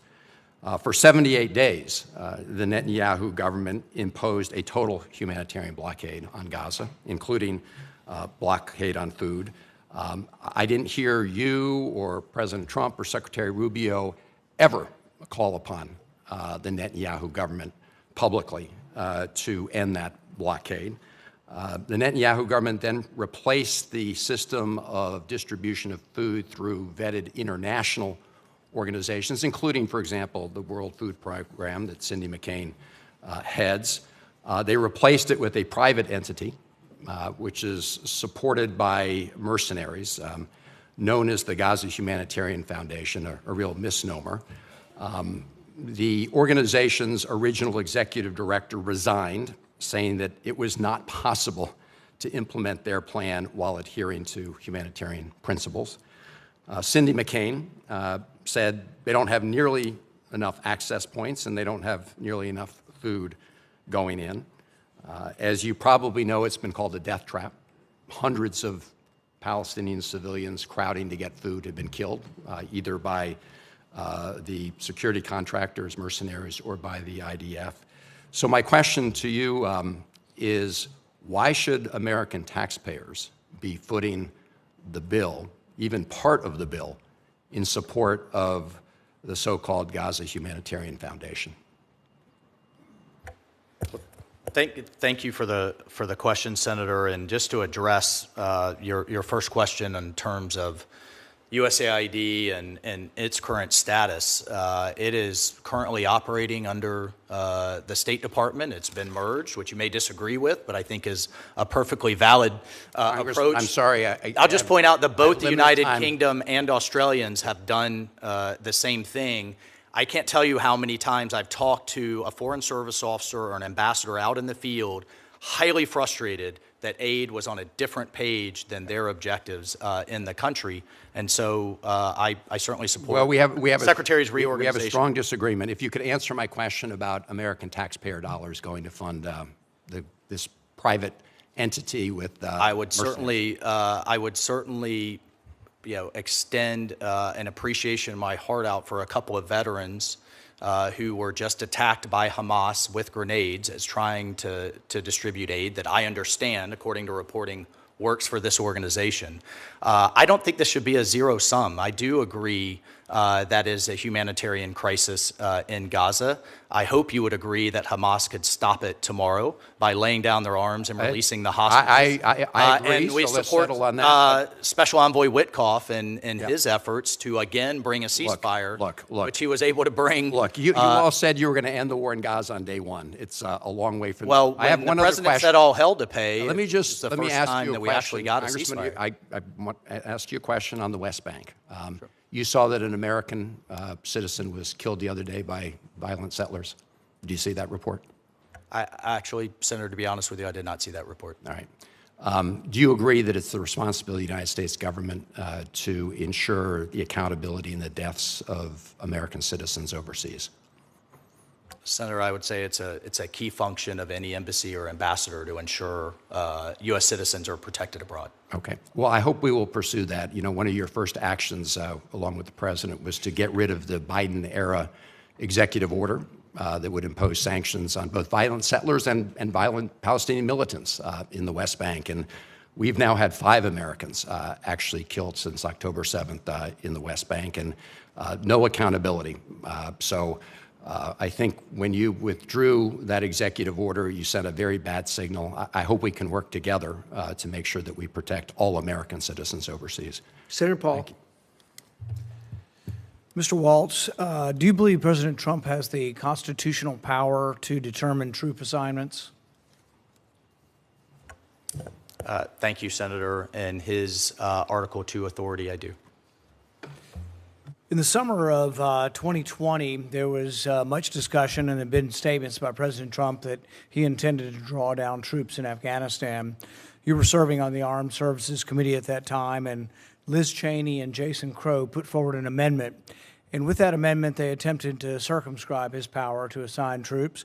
They specifically added conditions, and you supported that amendment. So I guess my question is, which is it? Does President Trump have the power under the Constitution to determine troops, or do you think Congress should, as you attempted to do when you voted for Liz Cheney's amendment, do you think Congress has the right to limit his power to remove troops from a war situation? I certainly, thank you, Senator. I certainly supported President Trump's effort to draw down our forces, to keep Bagram Air Base, to keep a lid on counterterrorism, and certainly keep a powerful presence there. You voted for the Jason Crow amendment, the Liz Cheney amendment, to place restrictions on his ability to remove troops. Specifically, the amendment said he couldn't draw them down under 8,500 troops. Senator, I'll have to go back and look at the specific details of that amendment, or whether that was a broader vote. Pretty important amendment because it goes to the heart of the Constitution, and this is sort of the problem and one of the things I fear. The Liz Cheney wing of the party, the neoconservatives, they believe in virtually unlimited Article 2 authority when going to war, to initiate war. There seems to be no limits. The idea that Congress should be involved with declaring war is sort of passé, it's old-fashioned. But when it comes to ending a war, you voted with Liz Cheney and the others to say that the president couldn't end the war, that he had to perform different reports. Here's what one of the reports said that he had to do before he was allowed to remove troops. This is the Cheney-Crow Amendment. It required a report from President Trump concerning the status of women's access to voting, education, justice, and economic opportunities. You know, support for women's rights is great, but it's really not typically given as a reason to go to war or stay at war. And basically the amendment you voted for based the decision on whether or not he would have to explain himself as to how well it was going for women in Afghanistan before Congress would consent. Specifically, the amendment says you wouldn't fund or allow him to move troops with DOD funds. It was an incredible amendment. I've never seen anything like this, where Congress actually voted to remove DOD funds to let the president remove troops from a war theater. Look, I'm a big fan of the limitation of presidential power on initiating war, but once we're at war, I've never really quibbled with the president's power to execute the war, to be the commander-in-chief. When you were deployed, I can't see Congress coming to Congress and saying, well, how are women's rights over there for Colonel Waltz? Should he be able to go in there or leave because, well, let's have a congressional report on this? I mean, I think that's insane, and I just don't understand how you could have voted for this. I mean, should Congress force President Trump to analyze such vague terms as justice before removing troops from a war zone? I mean, I don't understand how you could have voted for this amendment. Senator, I look forward to continuing our discussion that we had. There's a lot of room in between where we have troops and necessarily if we're at war. So, for example, we've had troops in Colombia for quite some time. They're not actively engaged in combat. They're engaged in a training mission to help that government through our presence on the ground. Afghanistan was and one of the so rare I think times. One of the things at the time Afghanistan the president was one of the rare looking to do times was when Congress actually had authorized. We voted for an authorization of force. It's one of the few times I can think of in recent history I would have actually supported that resolution. Congress voted to send the troops to Afghanistan to get the people who attacked us on 9/11. and yet you were willing to, in a war zone where soldiers were at war, place restrictions on the president's ability to move troops around based on women's access to voting. There's also another clause in there that said based on how well the Afghans were dealing with disabilities. Look, I have a great deal for people with disabilities. That's a big issue in our country, but it really isn't an issue of war. And to hamstring and tie President Trump's hands and say, oh, well, you can't remove, troops until we discuss how well the Afghan government is dealing with disabilities. Are they going to be able to deal with disabilities when we go? I guess it just worries me that you come more from the Liz Cheney wing of the party than the Donald Trump wing of the party. Senator, I am squarely with the president, have been with him in every single election I participated in, and him with me in terms of the limits on hard power. And I can tell you for certain that people who hate war the most are the people that have to go fight them and die from them. I have many of them with me, and I never want to attend another funeral, and I certainly support the president's diplomacy first, as I know you do, approach, as we just saw in the Middle East, his commercial diplomacy that we're seeing around the world, and will do everything I can, if confirmed as ambassador of the United Nations, to keep us out of wars and to end conflicts. Senator Booker. Congressman Waltz, I've watched this hearing, and I've been really disappointed. And what's been troubling to me about your nomination from the beginning is your failure to just stand up and take accountability for mistakes that you made and that all Americans know that you've made. Everyone in this room, every one of us has made mistakes, but what America expects from leaders, especially leaders who are tasked with our national security or could be tasked with the position for which you're nominated for, is for people to stand up and just take responsibility, take accountability. But I heard you just blame Biden. I've seen you not only fail to stand up, but lie. You said about this person when you were involved in the sharing of sensitive information about imminent military operations. I've listened to you now for weeks and months. You said this journalist intentionally infiltrated that signal chain. You said that he was sucked in. You denied, deflected, and then you did something that to me really lacks integrity, is that you sought out to demean and degrade that very journalist in crass and frankly cruel ways that made him a target. That's not leadership. When you blame people that tell the truth, that's not leadership. When you can't say the words, I made a mistake, I could have done better, I learned valuable lessons from this experience. Instead, at a moment where our national security was clearly compromised, you denied, you deflected, and then you demeaned and degraded those people who objectively told the truth and criticized your actions. Smearing people, attacking folks, singling them out, just furthers, it compounds what I think is disqualifying about you for this position. It also, to me, just shows profound cowardice. You should step up right now. I heard Senator Coons. I heard you being asked by Senator Kaine again and again to simply say, I was wrong. I made a mistake. I take responsibility for my actions. Unfortunately, what you're doing to me is perfectly in line with the way this administration as a whole has operated. I've never seen an administration that has made no mistakes, can't learn constructively from things they did wrong, has no sense of self-interrogation or integrity. And should they be criticized legitimately, they go on the attack. We have too much of that rhetoric, that divisive, demeaning, degrading, cruelness that's being elevated and celebrated by this administration that you seem to fall in line with. I just watched with great disappointment that even after weeks, if not months of reflection, you couldn't sit before this committee and take some responsibility and talk constructively about what's learned. Instead, you do what seems to be yet another creative tool that people are doing, which is, hey, let me just blame Biden. I want to take another moment to discuss concerns I have with this administration's approach to the United Nations and its dealings with African countries. Every country in the UN gets one vote in the General Assembly, no matter how large or small it is.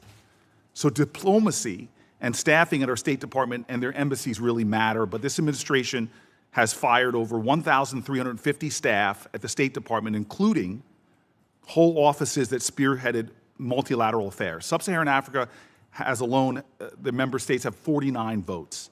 I've watched how China has done everything they can to court support at the United Nations and how we wonder why are so many countries voting against us. And I truly believe, and I've said this to the Secretary of State, that we need to start prioritizing African nations, start focusing on what I believe is urgently within our national interests, if not our national security interests. It seems to me that we are ceding and surrendering Sub-Saharan Africa to China, who is stepping up more and more and filling in the void of our leadership. So I have no questions for you, sir. I have nothing but deep disappointment in what I consider a failure of leadership on your part.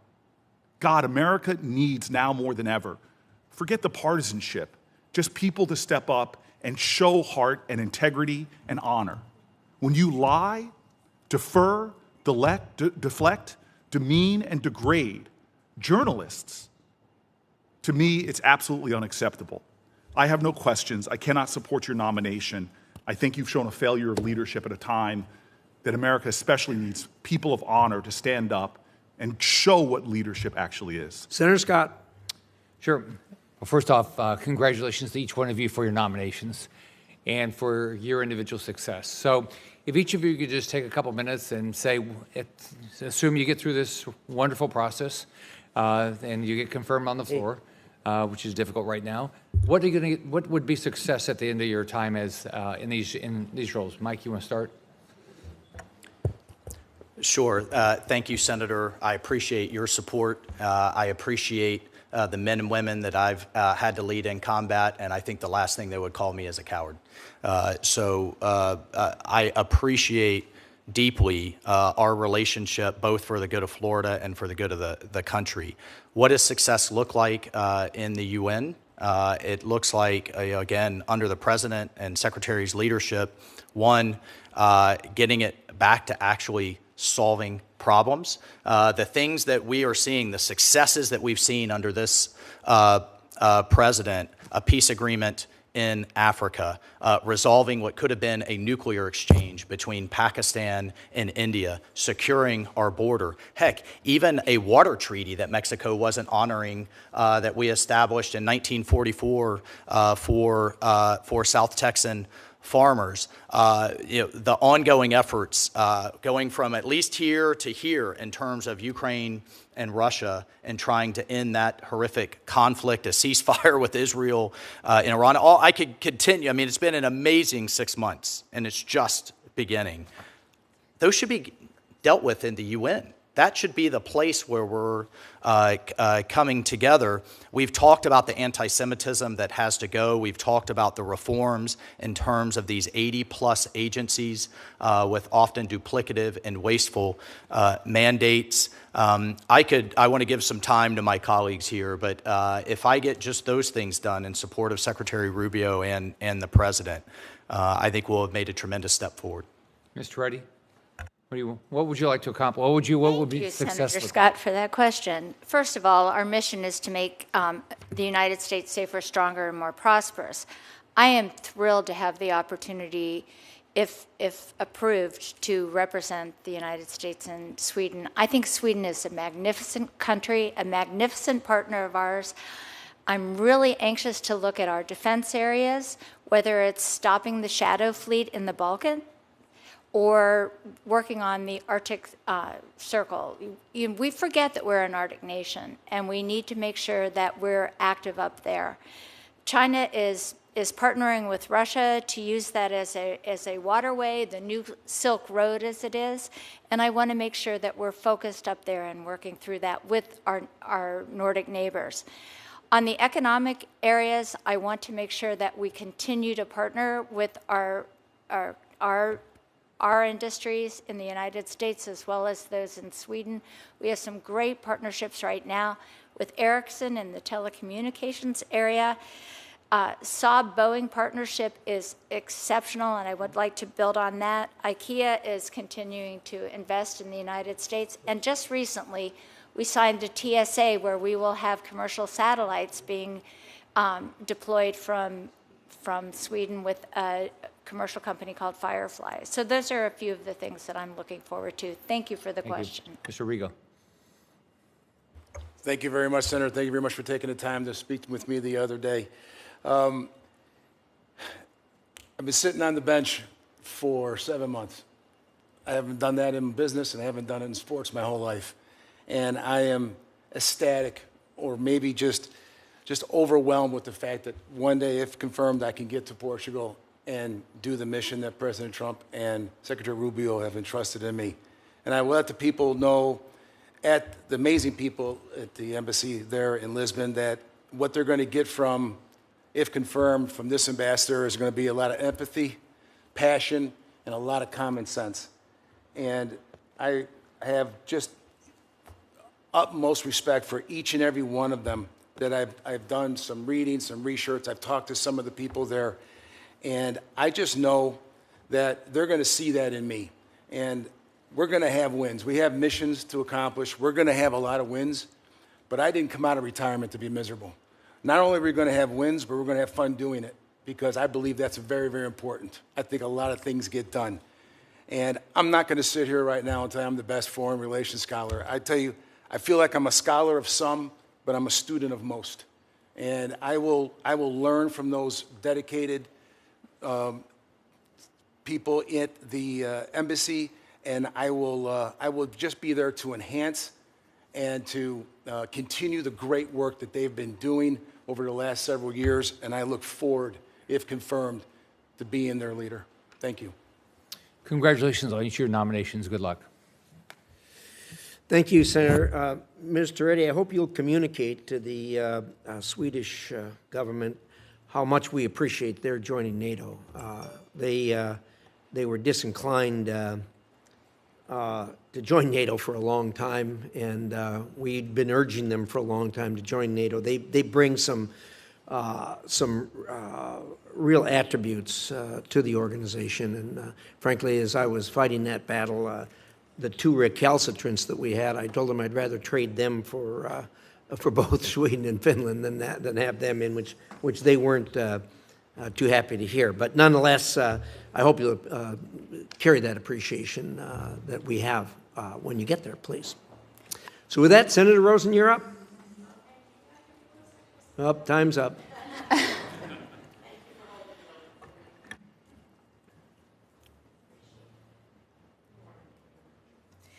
And again, thank you, Mr. Chairman. I appreciate it. But before I begin my questions, I just want to raise my deep concerns with the mass reductions in force that took place in the State Department on Friday.